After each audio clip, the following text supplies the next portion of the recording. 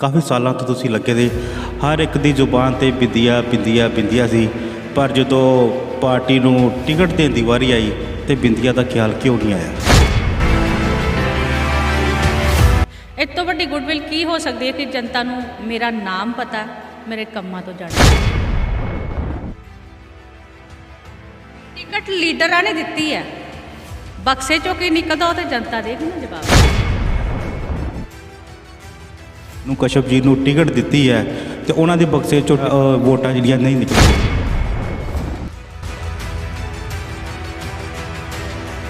ਪਹਿਲੀ ਗੱਲ ਤੇ ਮੇਰਾ ਰੇਨੂ ਕਸ਼ਪ ਜੀ ਜਾਂ ਕਿਸੇ ਹੋਰ ਕਿਸੇ ਦੇ ਨਾਲ ਮੇਰੀ ਕੋਈ ਪਰਸਨਲ ਰੰਜਿਸ਼ ਨਹੀਂ ਹੈ, ਠੀਕ ਹੈ।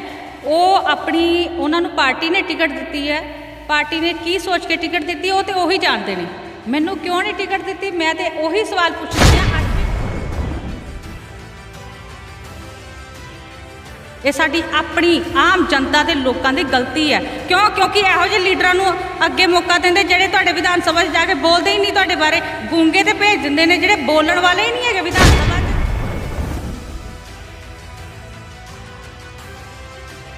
ਅੱਜ ਟਿਕਟਾਂ ਮਿਲੀਆਂ ਤੇ ਮਾਤਾ ਜੀ, ਪਿਤਾ ਜੀ, ਭੈਣ ਜੀ, ਬਾਪੂ ਜੀ, ਬੱਚਿਆਂ ਨੂੰ ਲਾਡੀਆਂ ਕਰਨੀਆਂ, ਇਹ ਚੀਜ਼ਾਂ ਮੈਂ ਲੋਕਾਂ ਨੂੰ ਕਹਿੰਦੀ ਹਾਂ ਇਹਨਾਂ ਚੀਜ਼ਾਂ 'ਚ ਨਾ ਆਇਓ।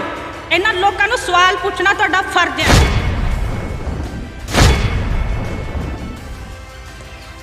ਇਹ ਯੂਕੇ ਤੋਂ ਸਰਟੀਫਿਕੇਟ ਹੈ, ਇਹ ਨੈਸ਼ਨਲ ਕ੍ਰਾਈਮ ਇਨਵੈਸਟੀਗੇਸ਼ਨ ਫਾਊਂਡੇਸ਼ਨ ਦੇ ਵੱਲੋਂ ਹੈ, ਰੈਵੋਲੂਸ਼ਨ ਵੈਲਫੇਅਰ ਸੁਸਾਇਟੀ ਦੇ ਵੱਲੋਂ ਹੈ।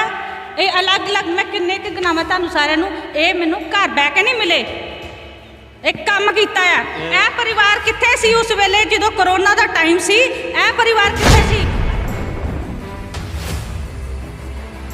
ਦੇਖ ਰਹੇ ਦਰਸ਼ਕਾਂ ਨੂੰ ਨੀਰਜ ਮਹਾਜਨ ਵੱਲੋਂ ਪਿਆਰ ਭਰੀ ਸਤਿ ਸ਼੍ਰੀ ਅਕਾਲ, ਨਮਸਕਾਰ, ਆਦਾਬ। ਅੱਜ ਅਸੀਂ ਪਹੁੰਚੇ ਹਾਂ ਹਲਕਾ ਦੀਨਾਨਗਰ ਦੇ ਵਿੱਚ ਤੇ ਜਨਤਾ ਦੀ ਕਚਹਿਰੀ ਦੇ ਵਿੱਚ ਰੂਬਰੂ ਹੋ ਰਹੇ ਨੇ ਭਾਰਤੀ ਜਨਤਾ ਪਾਰਟੀ ਦੇ ਉਹ ਨੇਤਾ ਜਿਨ੍ਹਾਂ ਨੇ ਹਲਕਾ ਦੀਨਾਨਗਰ ਦੇ ਵਿੱਚ ਮਿਹਨਤ ਬਹੁਤ ਕੀਤੀ, ਪਰ ਪਾਰਟੀ ਨੇ ਉਹਨਾਂ ਨੂੰ ਸੀਟ ਨਹੀਂ ਦਿੱਤੀ। ਸਾਡੇ ਨਾਲ ਮੌਜੂਦ ਨੇ ਮੈਡਮ ਬਿੰਦੀਆਂ ਜੀ। ਮੈਡਮ, ਸਭ ਤੋਂ ਪਹਿਲਾਂ ਜਨਤਾ ਦੀ ਕਚਹਿਰੀ 'ਚ ਤੁਹਾਡਾ ਬਹੁਤ ਬਹੁਤ ਸਵਾਗਤ ਹੈ। ਸਭ ਤੋਂ ਪਹਿਲੇ ਸਾਰੇ ਰਾਵੀ ਵੌਇਸ ਦੇ ਟੀਮ ਨੂੰ ਮੇਰੇ ਵੱਲੋਂ ਨਮਸਕਾਰ, ਸਤਿ ਸ਼੍ਰੀ ਅਕਾਲ, ਰਾਮ ਰਾਮ। ਕਿਸ ਤਰ੍ਹਾਂ ਦਾ ਫੀਲ ਹੋ ਰਿਹਾ ਕਿ ਮਿਹਨਤ ਬਹੁਤ ਕੀਤੀ, ਪਾਰਟੀ ਦੇ ਵਿੱਚ ਵੀ ਕੀਤੀ, ਫੀਲਡ 'ਚ ਬਹੁਤ ਮਿਹਨਤ ਕੀਤੀ, ਕਾਫੀ ਸਾਲਾਂ ਤੋਂ ਤੁਸੀਂ ਲੱਗੇ ਦੇ ਹਰ ਇੱਕ ਦੀ ਜ਼ੁਬਾਨ ਤੇ ਬਿੰਦੀਆਂ ਬਿੰਦੀਆਂ ਬਿੰਦੀਆਂ ਸੀ, ਪਰ ਜਦੋਂ ਪਾਰਟੀ ਨੂੰ ਟਿਕਟ ਦੇਣ ਦੀ ਵਾਰੀ ਆਈ ਤੇ ਬਿੰਦੀਆਂ ਦਾ ਖਿਆਲ ਕਿਉਂ ਨਹੀਂ ਆਇਆ? ਤੁਸੀਂ ਆਪ ਹੀ ਸਵਾਲ ਤੇ ਆਪ ਹੀ ਜਵਾਬ ਦੇ ਦਿੱਤਾ। ਸਭ ਤੋਂ ਵੱਡੀ ਕਚਹਿਰੀ ਹੁੰਦੀ ਹੈ ਜਨਤਾ ਦੀ। ਜਦੋਂ ਜਨਤਾ ਬਿੰਦੀਆਂ ਬਿੰਦੀਆਂ ਬਿੰਦੀਆਂ ਕਹਿ ਰਹੀ ਹੈ, ਇਟ ਮੀਨਸ ਕਿ ਮੈਨੂੰ ਜ਼ਰੂਰੀ ਨਹੀਂ ਹੈ ਕਿ ਪਾਵਰਾਂ ਜਾਂ ਫਿਰ ਕਿਸੇ ਵੀ ਦਾਇਰੇ ਦੇ ਵਿੱਚ ਤੁਹਾਡੇ ਕੋਲੋਂ ਕੋਈ ਉਹਦਾ ਜਾਂ ਜ਼ਿੰਮੇਵਾਰੀ ਮਿਲੇ ਤੇ ਫਿਰ ਜਾ ਕੇ ਤੁਹਾਡੀ ਇੱਕ ਗੁੱਡਵਿਲ ਬਣਦੀ ਹੈ। ਇਸ ਤੋਂ ਵੱਡੀ ਗੁੱਡਵਿਲ ਕੀ ਹੋ ਸਕਦੀ ਹੈ ਕਿ ਜਨਤਾ ਨੂੰ ਮੇਰਾ ਨਾਮ ਪਤਾ, ਮੇਰੇ ਕੰਮਾਂ ਤੋਂ ਜਾਣੂ ਨੇ। ਕਿਸ ਤਰ੍ਹਾਂ ਦਾ ਮਹਿਸੂਸ ਹੋ ਰਿਹਾ ਕਿ ਆਹ ਦਿਨ ਚੁਣਾਵ ਦੇ ਸੀਗੇ, ਜਿਸ ਤਰ੍ਹਾਂ ਸਮਝ ਲਓ ਕਿ ਵਿਆਹ ਵਾਲੇ ਦਿਨ ਸੀਗੇ, ਪਰ ਲਾੜਾ ਕਿਸੇ ਹੋਰ ਨੂੰ ਬਣਾਇਆ ਗਿਆ, ਤੇ ਨਹੀਂ ਤੇ ਅੱਜ ਤੁਸੀਂ ਚੁਣਾਵ ਮੈਦਾਨ 'ਚ ਜਾਣਾ ਸੀਗਾ, ਲੋਕਾਂ ਦੇ ਵਿੱਚ ਵਿਚਰਨਾ ਸੀਗਾ, ਪਰ ਅੱਜ ਤੁਸੀਂ ਘਰ ਬੈਠੇ ਹੋ, ਤੇ ਕਿਸ ਤਰ੍ਹਾਂ ਦਾ ਮਹਿਸੂਸ ਕਰ ਰਹੇ ਹੋ? ਮੇਰੇ ਖਿਆਲ 'ਚ ਮੈਂ ਜਦੋਂ ਤੋਂ ਇਲੈਕਸ਼ਨ ਦੀ ਟਿਕਟ ਅਨਾਉਂਸ ਹੋਈ ਹੈ, ਸ਼ਾਇਦ ਹੈ ਕਿ ਮੈਂ ਘਰ ਬੈਠੀ ਹੋਵਾਂ, ਕਿਉਂਕਿ ਮੈਟਰ ਨਹੀਂ ਕਰਦਾ ਕਿ ਤੁਹਾਨੂੰ ਟਿਕਟ ਮਿਲੀ ਹੈ ਕਿ ਨਹੀਂ ਮਿਲੀ ਹੈ, ਤੁਸੀਂ ਚੁਣਾਵ ਲੜੋਗੇ ਕਿ ਨਹੀਂ ਲੜੋਗੇ, ਉਹ ਮੈਟਰ ਬਾਹਰ ਦਾ। ਮੈਟਰ ਆਇਆ ਕਿ ਜਨਤਾ ਜਿਨ੍ਹਾਂ ਦੇ ਵਿੱਚ ਇੰਨੀ ਉਮਰ ਉਮਰ ਗੁਜ਼ਾਰੀ ਹੈ, ਅਸੀਂ ਜਨਸੰਘ ਪਰਿਵਾਰ ਤੋਂ ਤੁਰੇ ਹਾਂ। ਔਰ ਜਨਸੰਘ ਪਰਿਵਾਰ ਜਦੋਂ ਦੀਏ ਦੇ ਨਿਸ਼ਾਨ 'ਤੇ ਇਲੈਕਸ਼ਨ ਹੋਇਆ ਕਰਦੇ ਸੀ, ਔਰ ਇਹ ਜਨਸੰਘ ਤੋਂ ਦੀਏ ਦੇ ਇਲੈਕਸ਼ਨ ਤੋਂ ਬਾਅਦ ਜਦੋਂ ਜਨਤਾ ਦਲ ਜਨਤਾ ਪਾਰਟੀ ਬਣੀ, ਔਰ ਉਸ ਵੇਲੇ ਸਭ ਤੋਂ ਪਹਿਲਾਂ ਜਿਹੜਾ 13 ਦਿਨ ਦੀ ਸਰਕਾਰ ਬਣੀ, ਟੁੱਟ ਗਈ ਕਿੰਨਾ ਕਾਰਨਾਂ ਕਰਕੇ, ਔਰ 13 ਮਹੀਨੇ ਦੀ ਸਰਕਾਰ ਬਣੀ। ਸਭ ਤੋਂ ਪਹਿਲੇ ਵਿਧਾਇਕ ਜਿਹੜੇ ਬਣੇ ਸੀ ਨਾ ਉਸ ਟਨਿਓਰ 'ਚ, ਜਦੋਂ ਲੋਕ ਵੋਟ ਮੰਗਣ ਜਾਂਦੇ ਸੀ ਤੇ ਲੋਕ ਕਹਿੰਦੇ ਸੀ ਇਹਨੂੰ ਵੋਟ ਪਾਣੀ ਹੈ, ਇਹਦਾ ਮਤਲਬ ਸਮਝਦੇ ਅਸੀਂ ਕਮਲ ਦੇ ਫੁੱਲ ਦਾ ਨਿਸ਼ਾਨ ਦਾ ਕਿਸੇ ਨੂੰ ਪਤਾ ਨਹੀਂ। ਜਦੋਂ ਮੇਰੇ ਪਿਤਾ ਜੀ ਨੇ ਭੋਇਆ ਖੇਤਰ ਜਿਹੜਾ ਕਿ ਨਰੋਟ ਮਹਿਰਾ ਖੇਤਰ ਦੇ ਨਾਮ ਦੇ ਨਾਲ ਜਾਣਿਆ ਜਾਂਦਾ ਸੀ, ਉਸ ਵੇਲੇ ਨਰੋਟ ਮਹਿਰਾ ਸੀ, ਉਸ ਵੇਲੇ ਉਹਨਾਂ ਨੇ ਪਹਿਲੀ ਜਿੱਤ ਜਿਹੜੀ ਹਾਸਲ ਕੀਤੀ, ਭਾਰਤੀ ਜਨਤਾ ਪਾਰਟੀ ਦਾ ਉੱਥੇ ਝੰਡਾ ਲਹਿਰਾਇਆ ਸੀ। ਉਹਨਾਂ ਵਿੱਚੋਂ ਮੇਰੇ ਪਿਤਾ ਜੀ ਸਵਰਗੇ ਮਹਾਸ਼ਾ ਸ਼੍ਰੀ ਰਾਮ ਲਾਲ ਜੀ ਸਨ।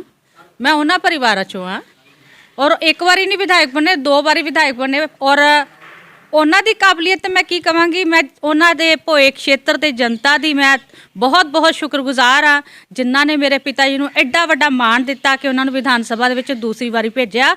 ਮਾਨनीय ਅਟਲ ਬਿਹਾਰੀ ਵਾਜਪਾਈ ਜੀ ਉਸ ਵੇਲੇ ਪ੍ਰਧਾਨ ਮੰਤਰੀ ਜੀ ਸੀ, ਜਿਸ ਵੇਲੇ ਮੇਰੇ ਪਿਤਾ ਜੀ ਨੂੰ ਵਿਧਾਨ ਸਭਾ 'ਚ ਜਾਣ ਦਾ ਮੌਕਾ ਦਿੱਤਾ, ਔਰ ਜਨਤਾ ਦਾ ਮੈਂ ਸ਼ੁਕਰ ਅਦਾ ਕਰਦੀ ਹਾਂ, ਖਾਸ ਕਰਕੇ ਭੋਆ ਖੇਤਰ ਦਾ। ਤੁਹਾਡੀ ਫੈਮਿਲੀ ਬੈਕਗ੍ਰਾਉਂਡ ਹੀ ਭਾਰਤੀ ਜਨਤਾ ਪਾਰਟੀ ਨਾਲ ਰਿਲੇਟਡ ਰਹੀ, ਤੁਹਾਡੇ ਮਾਇਕੇ ਤੋਂ ਲੈ ਕੇ ਤੁਹਾਡੇ ਸਸੁਰਾਲ ਤੱਕ ਭਾਰਤੀ ਜਨਤਾ ਪਾਰਟੀ ਨਾਲ ਜੁੜੇ। ਕੁਝ ਦੱਸੋਗੇ ਕਿਹੜੇ ਕਿਹੜੇ ਰਿਸ਼ਤੇ ਤੁਹਾਡੇ ਜਿਹੜੇ ਭਾਰਤੀ ਜਨਤਾ ਪਾਰਟੀ ਜੁੜੇ ਤੇ ਕਿਹੜੇ ਕਿਹੜੇ ਅਹੁਦਿਆਂ ਤੇ ਸੀਗੇ?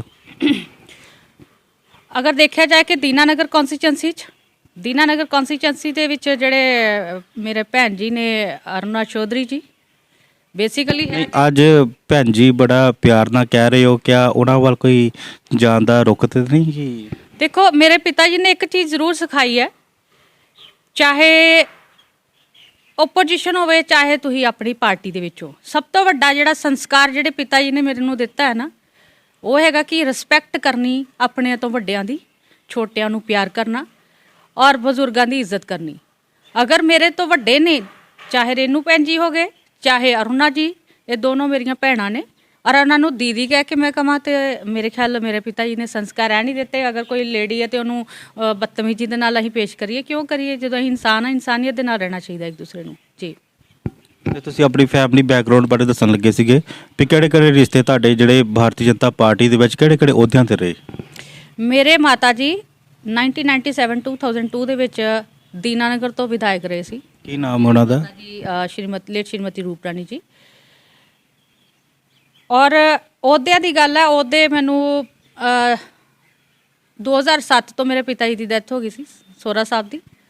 ਉਹਨਾਂ ਦੀ ਡੈਥ ਤੋਂ ਬਾਅਦ ਲਗਾਤਾਰ ਪਾਰਟੀ ਦੇ ਵਿੱਚ ਕੰਮ ਕਰਨਾ ਸ਼ੁਰੂ ਕੀਤਾ, ਲਗਾਤਾਰ ਪਾਰਟੀ 'ਚ ਕੰਮ ਕੀਤਾ, ਲੋਕਾਂ ਦਾ ਬਹੁਤ ਪਿਆਰ ਮਿਲਿਆ, ਸਤਿਕਾਰ ਮਿਲਿਆ, ਔਰ ਬਹੁਤ ਸਾਰੇ ਜ਼ਿੰਮੇਵਾਰੀਆਂ ਤੇ ਰਹੀਆਂ, ਜਿਸ ਤਰ੍ਹਾਂ ਕਿ ਸਭ ਤੋਂ ਪਹਿਲੀ ਜ਼ਿੰਮੇਵਾਰੀ ਸੀ ਪੰਜਾਬ ਦੀ ਕਾਰਜਕਾਰਨੀ 'ਚ ਰਹੀ ਹਾਂ, ਪਹਿਲਾ ਮੋਰਚਾ। ਉੱਥੇ ਵੀ ਕਈ ਵਾਰੀ ਲੜਾਈ ਝਗੜਾ ਲੱਗ ਗਿਆ ਸੀ ਕਿ ਅਸੀਂ ਆਪਣੇ ਕਿਸਾਨ ਜਿਹੜਾ ਮੋਰਚਾ ਸੀ, ਉਹਨਾਂ ਨੇ ਕਿਹਾ ਕਿ ਅਸੀਂ ਬਿੰਦੀਆਂ ਨੂੰ ਲੈਣਾ ਤੇ ਮਹਿਲਾ ਮੋਰਚਾ ਕਹਿੰਦੇ ਅਸੀਂ ਲੈਣਾ। ਇੱਥੇ ਸਾਡੇ ਬਹੁਤ ਆਦਰਨੀय ਐਸਐਸਪੀ ਸਾਹਿਬ ਆਏ ਸੀ, ਬਹੁਤ ਅੱਛਾ ਉਹਨਾਂ ਨੇ ਇੱਥੇ ਰੂਲ ਐਂਡ ਰੈਗੂਲੇਸ਼ਨ ਲਿਆਂਦਾ ਸੀ। ਔਰ ਪਹਿਲੀ ਵਾਰੀ ਜਦੋਂ ਮੈਂ ਮੰਚ ਤੇ ਬੋਲਣ ਲੱਗੀ ਤੇ ਇਹਨਾਂ ਨੇ ਦੋਨਾਂ ਦੀ ਆਪਸ 'ਚ ਹੋ ਗਈ ਕਿ ਮੈਂ ਇਹਨਾਂ ਨੂੰ ਆਪਣੇ ਨਾਲ ਲੈਣਾ। ਤੋਂ ਖੈਰ ਪੰਜਾਬ ਦੀ ਕਾਰਜਕਾਰਨੀ 'ਚ ਰਹੀ ਹਾਂ, ਪੰਜਾਬ ਦੀ ਮਹਿਲਾ ਮੋਰਚਾ ਮੀਡੀਆ ਸਚਿਵ ਵੀ ਰਹੀ ਹਾਂ। ਮੈਂ ਰਿਜ਼ਾਈਨ ਕੀਤਾ ਸੀ ਥੋੜ੍ਹੇ, ਔਰ ਮੈਨੂੰ ਜ਼ਿੰਮੇਵਾਰੀ ਮਿਲੀ ਜ਼ਿਲ੍ਹੇ ਦੀ ਸਚਿਵ ਦੇ ਰੂਪ ਦੇ ਵਿੱਚ। ਉਸ ਤੋਂ ਬਾਅਦ ਅਰੁਣ ਜੇਟਲੀ ਜੀ ਦੇ ਇਲੈਕਸ਼ਨ ਦੇ ਵਿੱਚ ਜ਼ਿੰਮੇਵਾਰੀ ਮਿਲੀ ਐਜ਼ ਏ ਪ੍ਰਭਾਰੀ, ਔਰ ਸਾਂਪਲਾ ਜੀ ਦੇ ਇਲੈਕਸ਼ਨ ਦੇ ਵਿੱਚ ਵੀ ਮੈਨੂੰ ਜ਼ਿੰਮੇਵਾਰੀ ਮਿਲੀ ਹੁਸ਼ਿਆਰਪੁਰ। ਮੁਕੇਰੀਆਂ ਦੇ ਵਿੱਚ ਪ੍ਰਭਾਰੀ ਐਜ਼ ਏ ਭੇਜਿਆ, ਉੱਥੇ ਵੀ ਜ਼ਿੰਮੇਵਾਰੀ ਨਿਭਾਈ।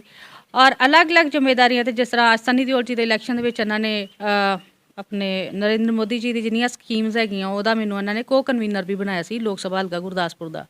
ਔਰ ਇਸ ਵੇਲੇ NGO ਸੈੱਲ ਦੀ ਪੰਜਾਬ ਦੀ ਵਾਈਸ ਪ੍ਰੈਜ਼ੀਡੈਂਟ ਵੀ ਹਾਂ। ਗੱਲ ਹੈ ਕਿ ਅਲੱਗ-ਅਲੱਗ ਦੌਰ ਦੇ ਵਿੱਚੋਂ ਨਿਕਲੀ ਆ, ਪਾਰਟੀ ਨੂੰ ਕੰਮ ਕਰਕੇ ਦਿਖਾਇਆ। ਕਈ ਵਾਰੀ ਜ਼ਿੰਮੇਵਾਰੀਆਂ ਨਹੀਂ ਵੀ ਮਿਲੀਆਂ ਮੈਨੂੰ, ਪਰ ਮੈਂ ਪਾਰਟੀ ਦਾ ਕੰਮ ਨਹੀਂ ਛੱਡਿਆ। ਪਾਰਟੀ ਦੀ ਲੀਡਰਸ਼ਿਪ ਨੇ ਜੋ ਕੰਮ ਦਿੱਤੇ, ਜਿਸ ਤਰ੍ਹਾਂ ਜੋ ਕੰਮ ਦਿੱਤੇ, ਮੈਂ ਪਾਰਟੀ ਦੇ ਨਾਲ ਬਖੂਬੀ ਕੋਸ਼ਿਸ਼ ਕੀਤੀ ਮੈਂ ਨਿਭਾਉਣ ਦੀ। ਬਾਕੀ ਮੇਰੀ ਜਨਤਾ ਜਾਣਦੀ ਹੈ ਕਿ ਮੈਂ ਕਿੰਨਾ ਕੰਮ ਕੀਤਾ, ਕਿੰਨਾ ਨਹੀਂ ਕੀਤਾ ਜੀ। ਅੱਜ ਭਾਜਪਾ ਨੇਤਾ ਮੈਡਮ ਬਿੰਦੀਆ ਘਰ ਬੈਠੇ ਹੋਏ ਨੇ, ਘਰ 'ਚ ਵਿਆਹ ਹੋਵੇ ਤੇ ਦੌੜ ਭੱਜ ਬਹੁਤ ਹੁੰਦੀ ਹੈ, ਤੇ ਕਿਆ ਤੁਹਾਨੂੰ ਕਿਸੇ ਪਾਰਟੀ ਦੇ ਨੇਤਾ ਨੇ ਤੁਹਾਨੂੰ ਅਪਰੋਚ ਨਹੀਂ ਕੀਤਾ ਕਿ ਆਓ ਮੈਦਾਨ ਦੇ ਵਿੱਚ, ਜੇ ਤੁਹਾਨੂੰ ਟਿਕਟ ਨਹੀਂ ਮਿਲੀ ਤੇ ਜਿਹਨਾਂ ਨੂੰ ਟਿਕਟ ਮਿਲੀ ਹੈ ਉਹਨਾਂ ਦੀ ਸਪੋਰਟ ਕਰੋ, ਉਹਨਾਂ ਵਾਸਤੇ ਕਨਵੈਂਸਿੰਗ ਕਰੋ? ਦੇਖੋ, ਮੇਰੇ ਕੋ ਪਹਿਲੀ ਗੱਲ ਤੇ ਮੈਂ ਘਰ ਬੈਠੀ ਨਹੀਂ ਹੈ। ਅੱਜ ਤੇ ਮੇਰੇ ਭਰਾਵਾਂ ਦਾ ਫੋਨ ਆਇਆ ਕਿ ਅਸੀਂ ਆਉਣਾ, ਮੇਰੇ ਖਿਆਲ ਕੱਲ੍ਹ ਵੀ ਆਇਆ ਸੀ, ਉਸ ਵੇਲੇ ਵੀ ਮੈਂ ਬਾਹਰ ਸੀ। ਚਲੋ ਅੱਜ ਭਾਈ ਸਾਹਿਬ ਨੇ ਫੋਨ ਕੀਤਾ ਤੇ ਮੈਂ ਕਿਹਾ ਮੈਂ 20 ਮਿੰਟ ਤੱਕ ਪਹੁੰਚਦੀ ਹਾਂ। ਮੈਂ ਆਪਣੇ ਇਲਾਕੇ 'ਚ ਸੀ। ਮੇਰਾ ਜਿਹੜਾ ਅਗਲਾ ਜਿਹੜਾ ਰੂਟ ਹੈਗਾ ਉਹ ਕੀ ਹੈਗਾ, ਉਹ ਤੇ ਮੈਂ ਆਉਣ ਵਾਲੇ ਸਮੇਂ 'ਚ ਦਿਖਾਵਾਂਗੀ। ਬਿੰਦੀਆ ਥੱਕ ਨਹੀਂ ਸਕਦੀ, ਬੈਠ ਨਹੀਂ ਸਕਦੀ, ਬੈਠਣ ਵਾਲਾ ਮਾਦਾ ਨਹੀਂ ਹੈਗਾ ਮੇਰੇ 'ਚ। ਰਹੀ ਗੱਲ ਬਾਕੀ ਦੇ ਜਿਹੜੇ ਪਰਿਵਾਰ ਆਏ ਕਿ ਨਹੀਂ ਆਏ, ਬਹੁਤ ਸਾਰੇ ਪਰਿਵਾਰ ਆਏ ਨੇ, ਮੇਰੇ ਲਈ ਬੜੇ ਆਦਰਨੀ ਹੈ, ਬਹੁਤ ਆਦਰਨੀ ਹੈ। ਮੈਂ ਉਹਨਾਂ ਦੀ ਬਹੁਤ ਰਿਸਪੈਕਟ ਵੀ ਕਰਦੀ ਹਾਂ। ਹੁਣ ਮੈਂ ਨਾਮ ਨਹੀਂ ਉਹਨਾਂ ਦਾ ਲਵਾਂਗੀ, ਬਟ ਇਹ ਜ਼ਰੂਰ ਹੈ ਕਿ ਪਾਰਟੀ ਦੀ ਲੀਡਰਸ਼ਿਪ ਨੂੰ ਇੱਕ ਗੱਲ ਕਹਿਣਾ ਚਾਹਾਂਗੀ ਕਿ ਜਦੋਂ ਅੱਜ ਤੁਹਾਨੂੰ ਮਹਿਸੂਸ ਹੋ ਰਿਹਾ ਕਿ ਬਿੰਦੀਆ ਜੀ ਨੂੰ ਨਾਲ ਲੈ ਕੇ ਚੱਲਣਾ ਚਾਹੀਦਾ, ਕਿ ਕਿਤੇ ਨਾ ਕਿਤੇ ਕਮੀ ਆ ਸਕਦੀ ਹੈ ਜਾਂ ਕੁਝ ਵੀ ਹੈ, ਤਾਂ ਫਿਰ ਪਹਿਲੇ ਕਿਉਂ ਨਹੀਂ ਲੱਗਾ ਉਹਨਾਂ ਨੂੰ ਕਿ ਹਾਂ ਇਹ ਸੀਟ ਦੇਣੀ ਚਾਹੀਦੀ। ਮਨ 'ਚ ਕਿੰਨਾ ਕੁ ਗੁੱਸਾ ਹੈ, ਕਿੰਨਾ ਕੁ ਅਫਸੋਸ ਹੈ ਕਿ ਪਾਰਟੀ ਨੇ ਟਿਕਟ ਨਹੀਂ ਦਿੱਤੀ? ਹੁਣ ਗੁੱਸਾ ਕਿਸ ਤੇ ਕੱਟੋਗੇ ਤੇ ਅਫਸੋਸ ਕਿਹਦੇ ਨਾਲ ਕਰਨਾ? ਦੇਖੋ, ਗੁੱਸਾ ਕਿਤੇ ਕਰਨਾ ਤੇ ਅਫਸੋਸ ਕਿਤੇ ਕਰਨਾ, ਇਹ ਦੋਨੋਂ ਚੀਜ਼ਾਂ ਬਹੁਤ ਇੰਪੋਰਟੈਂਟ ਹੈ। ਇਹਨਾਂ ਦੇ ਲਾਇਕ ਵੀ ਨਹੀਂ ਹੈ ਮੈਂ ਕਿਸੇ ਨੂੰ ਸਮਝਦੀ। ਗੁੱਸਾ ਔਰ ਜਾਣ ਕਿ ਬਹੁਤ ਗੁੱਸਾ ਮਨ 'ਚ, ਅਥਾਹ ਗੁੱਸਾ ਹੈ। ਨਹੀਂ, ਅਥਾ ਗੁੱਸਾ ਮੈਨੂੰ ਤਾਂ ਹੁੰਦਾ ਕਿ ਜੇ ਮੈਨੂੰ ਜਨਤਾ ਮੈਨੂੰ ਪਿਆਰ ਨਾ ਕਰਦੀ। ਅਰੇ ਟਿਕਟ ਦੇ ਸਕਦੇ ਆ ਲੀਡਰਸ਼ਿਪ, ਨਹੀਂ ਉਹ ਪਾਰਟੀ ਦੇ ਪ੍ਰਤੀ, ਪਾਰਟੀ ਦੇ ਨੇਤਾਵਾਂ ਦੇ ਪ੍ਰਤੀ। ਟਿਕਟ ਲੀਡਰਾਂ ਨੇ ਦਿੱਤੀ ਹੈ, ਬਕਸੇ ਚੋਂ ਕੀ ਨਿਕਲਦਾ ਉਹ ਤੇ ਜਨਤਾ ਦੇਗੀ ਨਾ ਜਵਾਬ। ਇਹਦਾ ਮਤਲਬ ਵੀ ਤੁਸੀਂ ਕਹਿ ਰਹੇ ਹੋ, ਤੁਹਾਡਾ ਕਹਿਣ ਦਾ ਮਤਲਬ ਹੈ ਵਾ ਕਿ ਜੇ ਪਾਰਟੀ ਨੇ ਰੇਣੂ ਕਸ਼ਪ ਜੀ ਨੂੰ ਟਿਕਟ ਦਿੱਤੀ ਹੈ ਤੇ ਉਹਨਾਂ ਦੇ ਬਕਸੇ ਚੋਂ ਟਿਕਟਾਂ ਵੋਟਾਂ ਜਿਹੜੀਆਂ ਨਹੀਂ ਨਿਕਲਣਗੀਆਂ। ਦੇਖੋ, ਮੇਰੇ ਕਹਿਣ ਦਾ ਮਤਲਬ ਇਹ ਨਹੀਂ ਕਿ ਉਹ ਪਹਿਲੀ ਗੱਲ ਤੇ ਮੇਰਾ ਰੇਣੂ ਕਸ਼ਪ ਜੀ ਜਾਂ ਕਿਸੇ ਦੇ ਨਾਲ ਮੇਰੀ ਕੋਈ ਪਰਸਨਲ ਰੰਜਿਸ਼ ਨਹੀਂ ਹੈ, ਠੀਕ ਹੈ। ਉਹ ਆਪਣੀ, ਉਹਨਾਂ ਨੂੰ ਪਾਰਟੀ ਨੇ ਟਿਕਟ ਦਿੱਤੀ ਹੈ, ਪਾਰਟੀ ਨੇ ਕੀ ਸੋਚ ਕੇ ਟਿਕਟ ਦਿੱਤੀ ਉਹ ਤੇ ਉਹੀ ਜਾਣਦੇ ਨੇ। ਮੈਨੂੰ ਕਿਉਂ ਨਹੀਂ ਟਿਕਟ ਦਿੱਤੀ, ਮੈਂ ਤੇ ਉਹੀ ਸਵਾਲ ਪੁੱਛਦੀ ਹਾਂ। ਅੱਜ ਵੀ ਮੈਂ ਪਾਰਟੀ ਤੋਂ, ਲੀਡਰਸ਼ਿਪ ਤੋਂ ਇਹ ਪੁੱਛਣਾ ਚਾਹੁੰਦੀ ਹਾਂ ਕਿ ਜਦੋਂ ਮੈਨੂੰ ਜ਼ਿੰਮੇਵਾਰੀ ਮਿਲੀ, ਨਹੀਂ ਮਿਲੀ, ਪਰ ਮੈਂ ਪਾਰਟੀ ਦੇ ਵਿੱਚ ਜੋ ਕੰਮ ਦਿੱਤੇ ਉਹ ਸ਼ਾਇਦ ਮੈਂ ਉਸ ਦਿਨ ਵੀ ਇਹੀ ਗੱਲ ਕਹਿ ਰਹੀ ਸੀ। ਸਭ ਤੋਂ ਵੱਡੀ ਗੱਲ ਹੈ ਕਿ ਇੱਕ ਐਮਐਲਏ ਮੌਕਾ ਮਿਲਣਾ ਔਰ ਇੱਕ ਐਮਐਲਏ ਆਲਰੇਡੀ ਰਹਿ ਚੁੱਕਿਆ ਹੋਵੇ, ਡਿਫਰੈਂਸ ਹੈ ਦੋਨੋਂ ਗੱਲਾਂ ਦੇ ਵਿੱਚ। ਇੱਕ ਐਮਐਲਏ ਨੂੰ ਆਲਰੇਡੀ ਮੌਕਾ ਮਿਲ ਚੁੱਕਿਆ, ਉਸ ਵੇਲੇ ਉਹਨਾਂ ਨੇ ਕੀ ਕੀਤਾ, ਮੈਟਰ ਉਹ ਕਰਦਾ। ਅਗਰ ਗੱਲ ਕਰੀਏ ਕਿ ਸਾਡੇ ਪਰਿਵਾਰ ਨੂੰ ਕੋਈ ਕਹਿੰਦਾ ਕਿ ਖੈਰਾਤ ਦੇ ਵਿੱਚ ਕਿ ਤੁਹਾਨੂੰ ਵੀ ਮੌਕਾ ਮਿਲਿਆ ਸੀ, ਜੇ ਮੌਕਾ ਮਿਲਿਆ ਸੀ ਤੇ ਫਿਰ ਉਹਨਾਂ ਨੇ ਜੋ ਕਰਕੇ ਦਿਖਾਇਆ ਉਹ ਦੂਸਰੇ ਪਰਿਵਾਰਾਂ ਨੂੰ ਜਿਨ੍ਹਾਂ ਨੂੰ ਮੌਕਾ ਮਿਲਿਆ ਉਹ ਕਿਉਂ ਨਹੀਂ ਕਰ ਸਕੇ? ਮੇਰੇ ਪਾਪਾ ਜੀ ਨੇ ਜਦੋਂ ਮੌਕਾ ਮਿਲਿਆ ਜਾਂ ਮੰਮੀ ਜੀ ਨੂੰ ਮੌਕਾ ਮਿਲਿਆ, ਜਿਹੜੀ ਸਕੀਮਾਂ ਅੱਜ ਇਹ ਗਿਣਾ ਰਹੇ ਨੇ, ਪਹਿਲਾਂ ਤੇ ਇਹਨਾਂ ਨੂੰ ਆਪਣੇ ਆਪ 'ਚ ਕਹਿੰਦੇ ਪੜ੍ਹੇ ਲਿਖੇ, ਅਸੀਂ ਬੜੇ ਪੜ੍ਹੇ ਲਿਖਾ, ਡਿਗਰੀਆਂ ਲੈਣੀਆਂ ਬੜੀਆਂ ਆਸਾਨ ਆ, ਪ੍ਰੈਕਟੀਕਲੀ ਹੋਣਾ। ਇਹ ਤੁਸੀਂ ਮੈਡਮ ਰੇਣੂ ਕਸ਼ਪ ਜੀ ਨੂੰ ਸੰਬੋਧਨ ਕਰਨ ਲੱਗੇ ਹੋ? ਇਹ ਮੈਂ ਗੱਲ ਕਰ ਰਹੀ ਹਾਂ ਕਿ ਜਿਹੜੇ ਲੋਕ ਕਹਿੰਦੇ ਅਸੀਂ ਪੜ੍ਹੇ ਲਿਖੇ, ਖਾਸ ਕਰਕੇ ਅੱਜ ਦੀ ਰਾਜਨੀਤੀ ਇਹੀ ਕਹਿਣਾ ਵੀ ਪੜ੍ਹਿਆ ਲਿਖਿਆ ਦੀ ਰਾਜਨੀਤੀ ਹੈ। ਪੜ੍ਹੇ ਲਿਖੇ ਜ਼ਮੀਨੀ ਸਤਰ ਤੇ ਹੋਣਾ ਬਹੁਤ ਜ਼ਰੂਰੀ ਹੈ। ਕਹਿਣ ਦਾ ਭਾਵ ਹੈ ਕਿ ਜਿਹੜਾ ਬੱਚਾ ਆਪਣੀ ਕਲਾਸ 'ਚ, ਜਿਹੜੀ ਪਹਿਲੀ ਕਲਾਸ 'ਚ ਪੜ੍ਹਦਾ ਜਾਂ 10ਵੀਂ 'ਚ ਪੜ੍ਹਦਾ, ਜਿਸ ਬੱਚੇ ਨੂੰ ਆਪਣੀ ਲਿਟਰੇਚਰ ਦਾ ਹੀ ਨਹੀਂ ਪਤਾ, ਕਿਤਾਬਾਂ ਦਾ ਨਾਮ ਤੇ ਖੂਬ ਜਾਣਦੇ ਆ, ਹਿੰਦੀ ਹੈ, ਇੰਗਲਿਸ਼ ਹੈ, ਪੋਲੀਟੀਕਲ ਹੈ ਜਾਂ ਕੁਝ ਵੀ ਹੈ, ਪਰ ਉਹਦੇ ਵਿੱਚ ਅੰਦਰ ਕੀ ਹੈ ਉਹ ਜਾਣਨਾ ਬਹੁਤ ਜ਼ਰੂਰੀ ਹੈ। ਅਸੀਂ ਇੱਕ ਪੋਲੀਟੀਸ਼ੀਅਨ ਆ, ਪੋਲੀਟਿਕਸ ਦੇ ਵਿੱਚ ਆ, ਕਮ ਸੇ ਕਮ ਸਾਨੂੰ ਭਾਰਤੀ ਜਨਤਾ ਪਾਰਟੀ, ਕਾਂਗਰਸ ਜਾਂ ਅਲੱਗ-ਅਲੱਗ ਪਾਰਟੀਆਂ ਨੇ, ਜਦੋਂ ਅਸੀਂ ਜਿਹੜੇ ਦਾਇਰੇ ਵਿੱਚ ਰਹਿੰਦੇ ਆ, ਜਿਸ ਦਾਇਰੇ ਵਿੱਚ ਰਹਿ ਕੇ ਸਾਨੂੰ ਉਹਦੇ ਇਤਿਹਾਸ ਦਾ ਹੀ ਨਹੀਂ ਪਤਾ, ਉਹਦੇ ਸਿਸਟਮ ਦਾ ਹੀ ਨਹੀਂ ਪਤਾ, ਤਾਂ ਫਿਰ ਅਸੀਂ ਕਿਹੜੇ ਹਾਲਾਤਾਂ ਦੇ ਵਿੱਚ ਪਬਲਿਕ ਦੇ ਵਿੱਚ ਜਾਵਾਂਗੇ? ਹਾਂ, ਇਹ ਗੱਲ ਕੀਤੀ ਜਾ ਸਕਦੀ ਹੈ, ਜਿਸ ਤਰ੍ਹਾਂ ਹੁਣ ਇਹਨਾਂ ਨੇ ਲਾਉਂਦੇ ਰਿਹਾ ਆਕਰੋਸ਼ ਸੀ ਮਨਾਂ ਦੇ ਵਿੱਚ ਕਿ ਕਾਂਗਰਸ ਨੇ ਆਪਣਾ ਜਿਹੜਾ ਪਿੱਛੋਂ ਕਰੋਨਾ ਦੇ ਟਾਈਮ ਹੈ ਉੱਤੇ ਵੀ ਆਵਾਂਗੀ, ਕਰੋਨਾ ਦੇ ਟਾਈਮ 'ਚ ਜਿਹੜਾ ਰਾਸ਼ਨ ਆਇਆ ਸੀ ਮਾਨनीय ਪ੍ਰਧਾਨ ਮੰਤਰੀ ਮੋਦੀ ਜੀ ਦੇ ਵੱਲੋਂ, ਔਰ ਪੰਜਾਬ ਦੀ ਸਰਕਾਰ, ਕਾਂਗਰਸ ਸਰਕਾਰ ਨੇ ਉਹਦੇ ਤੇ ਆਪਣਾ ਠੱਪਾ ਲਾ ਕੇ ਲੋਕਾਂ ਨੂੰ ਦੱਸਿਆ ਕਿ ਅਸੀਂ ਦੇ ਰਹੇ ਹਾਂ। ਉਹੀ ਚੀਜ਼ ਇੱਥੇ ਹੋ ਰਹੀ ਹੈ। ਅਸੀਂ ਲੋਕਾਂ ਨੂੰ ਕੀ ਕਹਿਣਾ, ਅਸੀਂ ਆਪਣੇ ਆਪ ਵੱਲ ਹੀ ਝਾਤੀ ਮਾਰ ਲਈਏ ਕਿ ਜਿਹੜੀ ਆਵਾਸ ਯੋਜਨਾ ਸੀ, ਆਵਾਸ ਯੋਜਨਾ ਜਿਹੜੀ ਲਿਆਂਦੀ ਸੀ ਉਹ ਮਾਨनीय ਅਟਲ ਬਿਹਾਰੀ ਵਾਜਪਾਈ ਜੀ ਦੇ ਟਾਈਮ ਸੀ, ਜਿਹੜੀ ਕਿ 1.5 ਲੱਖ ਰੁਪਏ ਦੀ ਕੱਚੇ ਮਕਾਨਾਂ ਦੀ ਗ੍ਰਾਂਟ, ਉਹ ਵੀ 1.5 ਲੱਖ ਰੁਪਏ ਦੀ ਕੱਚੇ ਮਕਾਨਾਂ ਦੀ ਗ੍ਰਾਂਟ ਦੇ ਲਈ ਡਿਮਾਂਡ ਕੀਤੀ ਸੀ ਵਿਧਾਨ ਸਭਾ ਦੇ ਵਿੱਚ। ਮੈਂ ਖੁਦ ਮੁੱਖ ਦਰਸ਼ਕ ਸੀ ਉਸ ਵੇਲੇ ਵਿਧਾਨ ਸਭਾ 'ਚ। ਰਾਮਲਾਲ ਜੀ ਨੇ ਕੁਐਸਚਨ ਕੀਤਾ ਸੀ, ਬਾਦਲ ਸਾਹਿਬ, ਅਕਾਲੀ ਦਲ ਔਰ ਬੀਜੇਪੀ ਦਾ ਗਠਬੰਧਨ ਸੀ ਉਸ ਵੇਲੇ, ਔਰ ਪਿਤਾ ਜੀ ਨੇ ਇੱਕ ਗੱਲ ਡਿਮਾਂਡ ਕੀਤੀ ਸੀ ਕਿ ਸਾਡੇ ਏਰੀਆ ਸਲਮ ਏਰੀਆ ਨੇ, ਉਸ ਨਾ ਏਰੀਆ ਵਿੱਚ ਜਾ ਕੇ ਦੇਖੋ। ਅੱਜ ਵੀ ਇਹੀ ਲੋਕੀ ਕਹਿੰਦੇ 70 ਸਾਲ ਆਜ਼ਾਦੀ ਹੋ ਗਈ ਹੈ, ਕਾਹਦੀ ਆਜ਼ਾਦੀ ਹੋਈ ਹੈ? ਸਾਡੇ ਪਿੰਡਾਂ 'ਚ ਜਾ ਕੇ ਦੇਖੋ ਹਾਲਾਤ ਕਿਹੋ ਜਿਹੇ ਨੇ, ਬਦਤਰ ਨੇ। ਉੱਥੇ ਘਰਾਂ ਦੇ ਛੱਤਾਂ ਇੰਨੀਆਂ ਨੇ ਚੋਰੀਆਂ, ਉਹਨਾਂ ਨੂੰ ਖਾਣ ਨੂੰ ਰੋਟੀ ਨਹੀਂ ਹੈ, ਪੀਣ ਨੂੰ ਚੱਜ ਦਾ ਪਾਣੀ ਨਹੀਂ ਹੈ, ਸਾਫ਼ ਨਹੀਂ ਹੈ, ਉੱਥੇ ਗਲੀਆਂ ਗੰਦੀਆਂ। ਉੱਥੇ ਮੇਨ ਗੱਲ ਸੀ ਉੱਥੇ ਕਿ ਘਰਾਂ ਦੇ ਕੱਚੇ ਮਕਾਨ, ਉਸੇ ਇੱਕੋ ਛੋਟੇ ਮਕਾਨਾਂ ਦੇ ਵਿੱਚ ਹੋਲ ਪਏ ਨੇ ਇੰਨੇ ਵੱਡੇ। ਜਦੋਂ ਬਾਰਿਸ਼ ਆਉਂਦੀ ਹੈ ਕਿੰਨਾ ਬੁਰਾ ਹਾਲ ਹੁੰਦਾ। ਅਸੀਂ ਆਪਣੇ ਆਪ ਨੂੰ ਮਹਿਸੂਸ ਕਰਦੇ ਆਜ਼ਾਦ, ਕਾਹਦੀ ਆਜ਼ਾਦੀ ਦੇਖਣੀ ਹੈ? ਪਿੰਡਾਂ 'ਚ ਜਾ ਕੇ ਦੇਖੋ ਕਿੰਨੇ ਲੋਕ ਮਹਿਸੂਸ ਕਰਦੇ ਨੇ ਆਜ਼ਾਦੀ। ਉਸ ਵੇਲੇ ਬਾਦਲ ਸਾਹਿਬ ਔਰ ਉਸ ਵੇਲੇ ਇੰਪਲੀਮੈਂਟ ਹੋਈ ਸੀ 1.5 ਲੱਖ ਰੁਪਏ ਦੀ ਆਵਾਸ ਯੋਜਨਾ, ਔਰ ਕੱਚੇ ਮਕਾਨਾਂ ਲਈ 1.5 ਲੱਖ ਰੁਪਈਆ, ਰਿਪੇਅਰ ਵਾਸਤੇ 50,000 ਰੁਪਈਆ। ਉਹ ਵੀ ਮੇਰੇ ਖਿਆਲ ਕਈਆਂ ਨੂੰ ਤੇ ਪੜ੍ਹਨਾ ਪੈਣਾ ਥੋੜ੍ਹਾ ਜਿਹਾ, ਇਹ ਅੱਧੀ ਪਚੱਤੀ ਗੱਲ ਕਰਕੇ ਗੱਲ ਵਾਰਾ ਨਹੀਂ ਖਾਂਦੀ, ਪੂਰੀ ਗੱਲ ਕਰਨੀ, ਕੰਪਲੀਟ ਕਰਨੀ ਉਹ ਜ਼ਿਆਦਾ ਜ਼ਰੂਰੀ ਹੈ। ਰਹੀ ਗੱਲ ਦੂਸਰੀ, 5100 ਰੁਪਏ ਦੀ ਗ੍ਰਾਂਟ ਜਿਹੜੀ ਕਹਿੰਦੇ ਸ਼ਗੁਨ ਸਕੀਮ ਹੀ ਲਿਆਉਣ ਵਾਲੇ ਮੇਰੇ ਪਿਤਾ ਜੀ ਹੀ 1997 ਵਿੱਚ। ਅਰੇ ਮੈਂ ਤੇ ਇੱਕ ਹੈਰਾਨ ਆ, ਚਾਹੇ ਕੋਈ ਵੀ ਪਾਰਟੀ ਹੋਵੇ, ਪਾਰਟੀਆਂ ਕਰਦੀਆਂ ਕੀ ਪਈਆਂ, ਗੂੰਗੇ ਬਹਿਰੇ ਭੇਜ ਰਹੇ ਨੇ, ਗੂੰਗੇ ਬਹਿਰੇ। ਮੈਂ ਜਨਤਾ ਨੂੰ ਵੀ ਇੱਕ ਗੱਲ ਕਵਾਂਗੀ, ਮੈਂ ਲੜਾਂ ਨਾ ਲੜਾਂ ਮੈਟਰ ਨਹੀਂ ਕਰਦਾ, ਮੈਟਰ ਇਹ ਕਰਦਾ ਕਿ ਤੁਹਾਡੇ ਬੱਚੇ ਜਿਹੜੇ ਅੱਜ ਦੇ ਟਾਈਮ ਦੇ ਵਿੱਚ ਨਸ਼ਿਆਂ ਦੀ ਦਲਦਲ ਦੇ ਵਿੱਚ ਫਸ ਰਹੇ ਨੇ, ਬਾਹਰ ਕੰਟਰੀਆਂ ਵਿੱਚ ਜਾ ਰਹੇ ਨੇ, ਕਿਉਂ ਜਾ ਰਹੇ ਨੇ? ਇਹ ਕਿਸੇ ਰਾਜਨੀਤੀ ਲੋਕਾਂ ਦਾ ਛੜਯੰਤਰ ਨਹੀਂ ਹੈ, ਇਹ ਸਾਡੀ ਆਪਣੀ ਆਮ ਜਨਤਾ ਦੇ ਲੋਕਾਂ ਦੀ ਗਲਤੀ ਹੈ। ਕਿਉਂਕਿ ਇਹੋ ਜਿਹੇ ਲੀਡਰਾਂ ਨੂੰ ਅੱਗੇ ਮੌਕਾ ਦਿੰਦੇ ਜਿਹੜੇ ਤੁਹਾਡੇ ਵਿਧਾਨ ਸਭਾ 'ਚ ਜਾ ਕੇ ਬੋਲਦੇ ਹੀ ਨਹੀਂ ਤੁਹਾਡੇ ਬਾਰੇ, ਗੂੰਗੇ ਤੇ ਭੇਜ ਦਿੰਦੇ ਨੇ ਜਿਹੜੇ ਬੋਲਣ ਵਾਲੇ ਹੀ ਨਹੀਂ ਹੈਗੇ ਵਿਧਾਨ ਸਭਾ 'ਚ। ਦੇਖੋ ਮੇਰੇ ਪਿਤਾ ਜੀ ਨੇ ਜੋ ਇਲਾਕੇ ਦੇ ਵਿੱਚ ਜੋ ਡਿਵੈਲਪਮੈਂਟ ਕੀਤੀ ਲੋਕਾਂ ਨੂੰ ਦਿਸਦਾ, ਉਹੀ 5 6 7 ਜਿਹੜੇ 5 ਸਾਲ ਉਹਨਾਂ ਨੂੰ ਮਿਲੇ, 50 ਸਾਲਾਂ ਦੇ ਵਿੱਚ ਉਹਨਾਂ ਨੇ ਜੋ ਸਕੀਮਸ ਲਿਆਂਦੀਆਂ ਉਹੀ ਨੇ। ਆਵਾਸ ਯੋਜਨਾ ਉੱਥੇ ਹੀ ਹੈ, 5100 ਰੁਪਏ ਦੀ ਗ੍ਰਾਂਟ ਉਹ ਵੀ ਬਾਦਲ ਸਾਹਿਬ ਨੂੰ ਕਿਹਾ ਸੀ ਪਿਤਾ ਜੀ ਨੇ 1997 ਦੇ ਵਿੱਚ ਕਿ ਪਿਤਾ ਜੀ ਇੱਕ ਧੀ ਘਰੋਂ ਵਿਦਿਆ ਹੁੰਦੀ ਹੈ, ਆਪਣਾ ਚਾਚਾ ਮਾਮਾ ਤਾਇਆ ਤਮੋਲ ਵੇਲੇ ਕੁਛ ਨਾ ਕੁਛ ਦਿੰਦੇ। ਦੇਖੋ ਮੇਰੇ ਪਿਤਾ ਜੀ ਜ਼ਮੀਨੀ ਸਤਰ ਦੇ ਬੰਦੇ ਸੀ, ਇੱਕ ਮਿੱਟੀ ਨਾਲ ਮਿੱਟੀ, ਇੱਕ ਮੈਂ ਦਰਜੀ ਦੀ ਧੀ ਸੀ ਜਿਹੜੀ ਇੱਕ ਇੱਧਰ ਦੇ ਲੋਕਾਂ ਨੇ ਉਹਨਾਂ ਨੂੰ MLA ਬਣਾ ਕੇ ਭੇਜਿਆ। ਮੈਂ ਬਹੁਤ ਸ਼ੁਕਰ ਅਦਾ ਕਰਦੀ ਹਾਂ ਇਸ ਭੋਇਆ ਏਰੀਆ ਦੇ ਔਰ ਦੀਨਾਨਗਰ ਕੰਸਟੀਚੁਐਂਸੀ ਦੇ, ਜਿਨ੍ਹਾਂ 28,000 ਦੀ ਲੀਡ ਦਵਾਈ ਸੀ ਆਪਣੀ ਮੇਰੀ ਮਾਤਾ ਜੀ ਨੂੰ, ਔਰ ਉਹਨਾਂ ਦੋਨਾਂ ਨੇ ਇਹ ਕੰਮ ਕੀਤੇ ਸੀ। ਇੱਕ ਤੇ ਆਵਾਸ ਯੋਜਨਾ 5100 ਰੁਪਏ ਦੀ ਗ੍ਰਾਂਟ ਬਾਦਲ ਸਾਹਿਬ ਕੋਲੋਂ ਪਾਸ ਕਰਾਈ। ਬਾਦਲ ਸਾਹਿਬ ਨੂੰ ਕਿਹਾ ਸੀ ਕਿ ਤੁਸੀਂ ਪੰਜਾਬ ਦੇ ਬਾਪ ਹੋ, ਤੁਸੀਂ ਵੀ ਕਿਰਪਾ ਕਰੋ। ਉਸ ਵੇਲੇ ਬਾਦਲ ਸਾਹਿਬ ਨੇ 5100 ਰੁਪਏ ਦੀ ਗ੍ਰਾਂਟ ਸੈਂਕਸ਼ਨ ਕੀਤੀ ਸੀ, 21000 ਹੋਈ, ਹੁਣ 51000 ਹੋ ਗਈ। ਲੋਕਾਂ ਨੂੰ ਨਹੀਂ ਮਿਲ ਰਹੀ। ਮੈਂ ਇਹਨਾਂ ਭੈਣਾਂ ਨੂੰ ਵੀ ਪੁੱਛਣਾ ਚਾਹੁੰਦੀ ਹਾਂ, ਦੋਨਾਂ ਭੈਣਾਂ ਨੂੰ, ਕਿ ਤੁਸੀਂ ਗੱਲ ਤੇ ਬੜੀ ਛੇਤੀ ਕਹਿੰਦੇ ਹੋ ਕਿ ਇਹ ਗ੍ਰਾਂਟ ਅਸੀਂ ਪਾਸ ਕਰਾਈ, ਇਹਨਾਂ ਨੂੰ ਪੁੱਛੋ ਕਿ ਤੁਸੀਂ ਦਵਾਈ ਕਿਹਨੂੰ ਹੈ?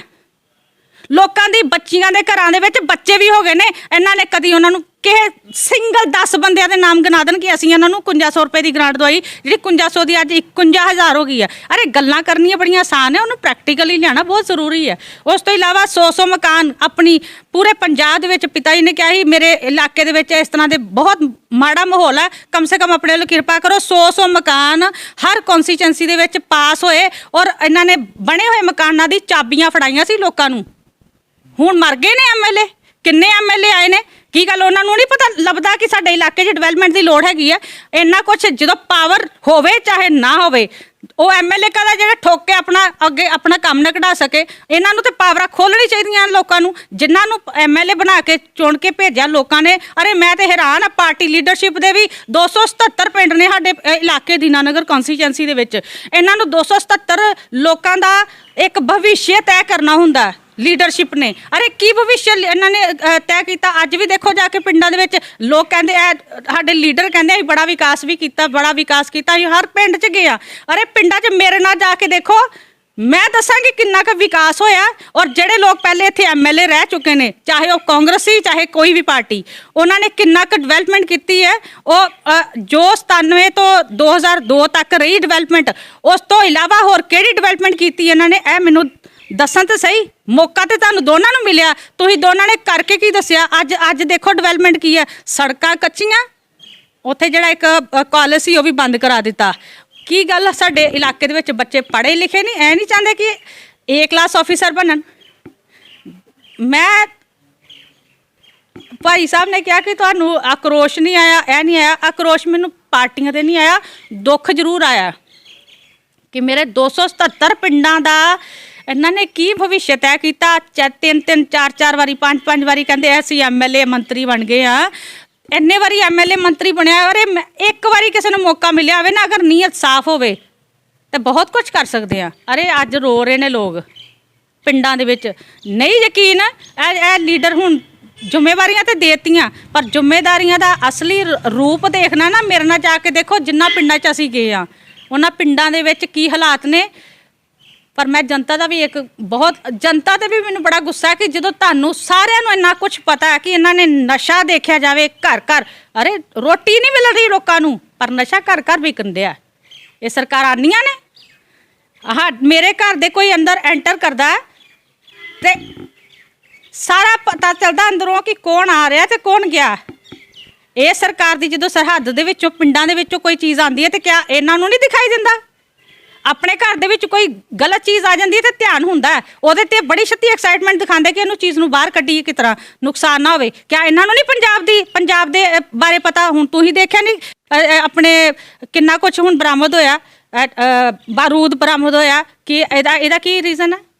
ਮਤਲਬ ਪੰਜਾਬ ਦੇ ਹਾਲਾਤ ਬਹੁਤ ਖਰਾਬ ਨੇ। ਇਹਨਾਂ ਹਾਲਾਤਾਂ ਦੇ ਉੱਤੇ ਕਾਬੂ ਕਰਨ ਵਾਸਤੇ ਸਰਕਾਰ ਨੂੰ ਬਹੁਤ ਚੰਗੇ ਢੰਗ ਨਾਲ ਕਦਮ ਚੁੱਕਣੇ ਪੈਣੇ ਨੇ ਔਰ ਚਾਹੀਦੇ ਨੇ, ਜਿਹੜੇ ਕਿ ਅੱਜ ਤੱਕ ਇਹ ਚੁੱਕ ਨਹੀਂ ਰਹੇ। ਅੱਜ ਦਾ ਸਮਾਜ ਦੇ ਵਿੱਚ ਲੋਕ ਬੜੇ ਪਰੇਸ਼ਾਨ ਨੇ। ਇਹਨਾਂ ਨੂੰ ਉਸ ਰਾਜਨੇਤਾ ਦੀ ਲੋੜ ਹੈ ਜਿਹੜਾ ਵਾਕਈ ਜੈਨੂਅਨਲੀ ਅੱਜ ਟਿਕਟਾਂ ਮਿਲੀਆਂ ਤੇ ਮਾਤਾ ਜੀ, ਪਿਤਾ ਜੀ, ਭੈਣ ਜੀ, ਬਾਪੂ ਜੀ, ਬੱਚਿਆਂ ਨੂੰ ਲਾਡੀਆਂ ਕਰਨੀਆਂ। ਇਹ ਚੀਜ਼ਾਂ ਮੈਂ ਲੋਕਾਂ ਨੂੰ ਕਹਿੰਦੀ ਹਾਂ, ਇਹਨਾਂ ਚੀਜ਼ਾਂ 'ਚ ਨਾ ਆਇਓ। ਇਹਨਾਂ ਲੋਕਾਂ ਨੂੰ ਸਵਾਲ ਪੁੱਛਣਾ ਤੁਹਾਡਾ ਫਰਜ਼ ਹੈ। ਇਸ ਕਰਕੇ ਸਵਾਲ ਪੁੱਛਣਾ ਫਰਜ਼ ਹੈ ਕਿਉਂਕਿ ਇਹਨਾਂ ਨੂੰ ਪੁੱਛੋ ਤੁਸੀਂ ਪਹਿਲੇ ਕਿੱਥੇ ਸੀ। ਕਰੋਨਾ ਦਾ ਟਾਈਮ ਨਿਕਲਿਆ, ਮੈਂ ਕਹਿੰਦੀ ਹਾਂ ਪੂਰੇ ਵਿਸ਼ਵ ਦੇ ਵਿੱਚ ਲੋਕ ਤਰਾਹੀਮਾਮ ਕਰ ਰਹੇ ਸੀ। ਉਸ ਵੇਲੇ ਇਹ ਪਰਿਵਾਰ ਕੀ ਗੱਲ ਘਰ ਸੀ, ਇਹਨਾਂ ਨੂੰ ਨਹੀਂ ਪਤਾ 277 ਪਿੰਡ ਨੇ, ਉੱਥੇ ਲੋਕਾਂ ਨੂੰ ਰੋਟੀ ਮਿਲੀ ਕਿ ਨਹੀਂ ਮਿਲੀ, ਉਹਨਾਂ ਨੂੰ ਦਵਾਈ ਮਿਲੀ ਕਿ ਨਹੀਂ ਮਿਲੀ। ਇਹ ਕਹਿਣ ਨੂੰ ਤੇ ਮਾਸਕ ਦੇ ਦਿਓ, ਇਹਨਾਂ ਨੂੰ ਸੈਨੀਟਾਈਜ਼ਰ ਦਿੱਤੇ, ਕਿੱਥੇ ਦਿੱਤੇ ਇਹਨਾਂ ਨੇ? ਇਹਨਾਂ ਦੇ ਘਰ ਦਰਵਾਜ਼ੇ ਬੰਦ ਸੀ। ਇਹਨਾਂ ਨੂੰ ਬਿਮਾਰੀ ਜ਼ਿਆਦਾ ਲੱਗਦੀ ਸੀ, ਬਿੰਦੀਆਂ ਨੂੰ ਬਿਮਾਰੀ ਨਹੀਂ ਲੱਗਦੀ। ਇਹ ਜਿਹੜੇ ਮੈਨੂੰ ਸਰਟੀਫਿਕੇਟ ਮਿਲੇ ਨੇ ਨਾ, ਮੈਨੂੰ ਇਹ ਜਿਹੜੇ ਸਰਟੀਫਿਕੇਟ ਪੰਜਾਬ ਲੈਵਲ ਤੇ, ਨੈਸ਼ਨਲ ਲੈਵਲ ਤੇ ਇੰਟਰਨੈਸ਼ਨਲ ਲੈਵਲ ਤੇ ਮਿਲੇ ਨੇ, ਮੈਂ ਦੱਸ ਦਿੰਦੀ ਹਾਂ। ਇਹ ਸਰਟੀਫਿਕੇਟ ਅਜੇ ਬਾਕੀ ਅੰਦਰ ਨੇ। ਇਹ ਮੇਰਾ 10ਵਾਂ ਹਿੱਸਾ ਨਹੀਂ ਹੈ, ਇਹ ਯੂਕੇ ਤੋਂ ਹੈ। ਇਹ ਯੂਕੇ ਤੋਂ ਸਰਟੀਫਿਕੇਟ ਹੈ। ਇਹ ਨੈਸ਼ਨਲ ਕ੍ਰਾਈਮ ਇਨਵੈਸਟੀਗੇਸ਼ਨ ਫਾਊਂਡੇਸ਼ਨ ਦੇ ਵੱਲੋਂ ਹੈ, ਰੈਵੋਲੂਸ਼ਨ ਵੈਲਫੇਅਰ ਸੁਸਾਇਟੀ ਦੇ ਵੱਲੋਂ ਹੈ।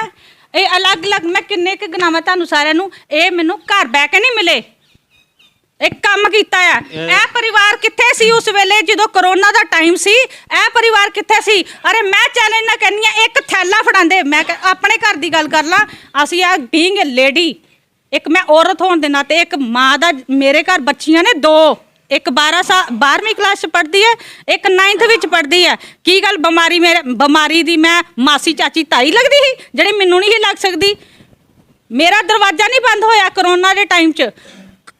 ਘੱਟੋ ਘੱਟ 15-20 ਲੱਖ ਰੁਪਏ ਦਾ ਰਾਸ਼ਨ ਕੱਚਾ ਪੱਕਾ ਔਰ ਦਵਾਈਆਂ, ਸੈਨੀਟਾਈਜ਼ਰ, ਮਾਸਕ ਮੈਂ ਹੱਥੀ ਸੀ ਕੇ ਵੰਡੇ ਨੇ ਲੋਕਾਂ ਨੂੰ। ਇਹਨਾਂ ਲੀਡਰਾਂ ਨੂੰ ਪੁੱਛੋ ਤੁਸੀਂ ਕਿੰਨੇ ਲੋਕਾਂ ਨੂੰ ਸੇਫ ਕੀਤਾ। ਅਰੇ ਮੈਂ ਇੱਕ ਲੇਡੀ ਹੋਣ ਦੇ ਨਾਤੇ ਜੇ ਮੈਂ 10 ਫੁਲਕੇ ਬਣਾਏ, ਮੇਰੇ ਨਾਲ ਦੇ ਪੜੋਸੀ ਦੇ ਘਰ ਕੋਈ ਮਾਤੜ ਹੈ ਨਾ, ਮੇਰੇ ਪ੍ਰਵਾਸੀ ਪਰਿਵਾਰ ਆਏ ਦੇ ਨੇ, ਜੇ ਮੈਂ 10 ਫੁਲਕੇ ਘਰ ਬਣਾਏ ਨਾ ਤਾਂ 10 ਫੁਲਕੇ ਮੈਂ ਨਾਲ ਦੇ ਪੜੋਸੀਆਂ ਨੂੰ। ਇਨਸਾਨ ਅਸੀਂ ਉਸ ਵੇਲੇ ਲੋਕਾਂ ਦੀ ਇਨਸਾਨੀਅਤ ਮਰ ਗਈ। ਜਿਹੜੇ ਲੀਡਰ ਬੈਠੇ ਨੇ, ਜਿਨ੍ਹਾਂ ਨੂੰ ਲੀਡਰਾਂ ਦੀ ਟਿਕਟਾਂ ਬੜੀਆਂ ਮਿਲੀਆਂ ਨੇ, ਇਹ ਲੀਡਰ ਉਸ ਵੇਲੇ ਮਰ ਗਏ ਦੇ ਹੀ। ਉਸ ਵੇਲੇ ਨਹੀਂ ਇਹਨਾਂ ਨੂੰ ਲੱਭਾ ਕਿ ਇਹਨਾਂ ਦਾ ਟੱਬਰ ਨੇ, ਉਦੋਂ ਨਹੀਂ ਇਹਨਾਂ ਨੂੰ ਮਾਸੀ, ਚਾਚੀ, ਤਾਈ, ਭੈਣ ਲੱਭੀ। ਅੱਜ ਆਉਂਗਾ ਕਰਕੇ ਮਿਲਣ ਦੇ ਨੇ ਸਾਰਿਆਂ ਨੂੰ।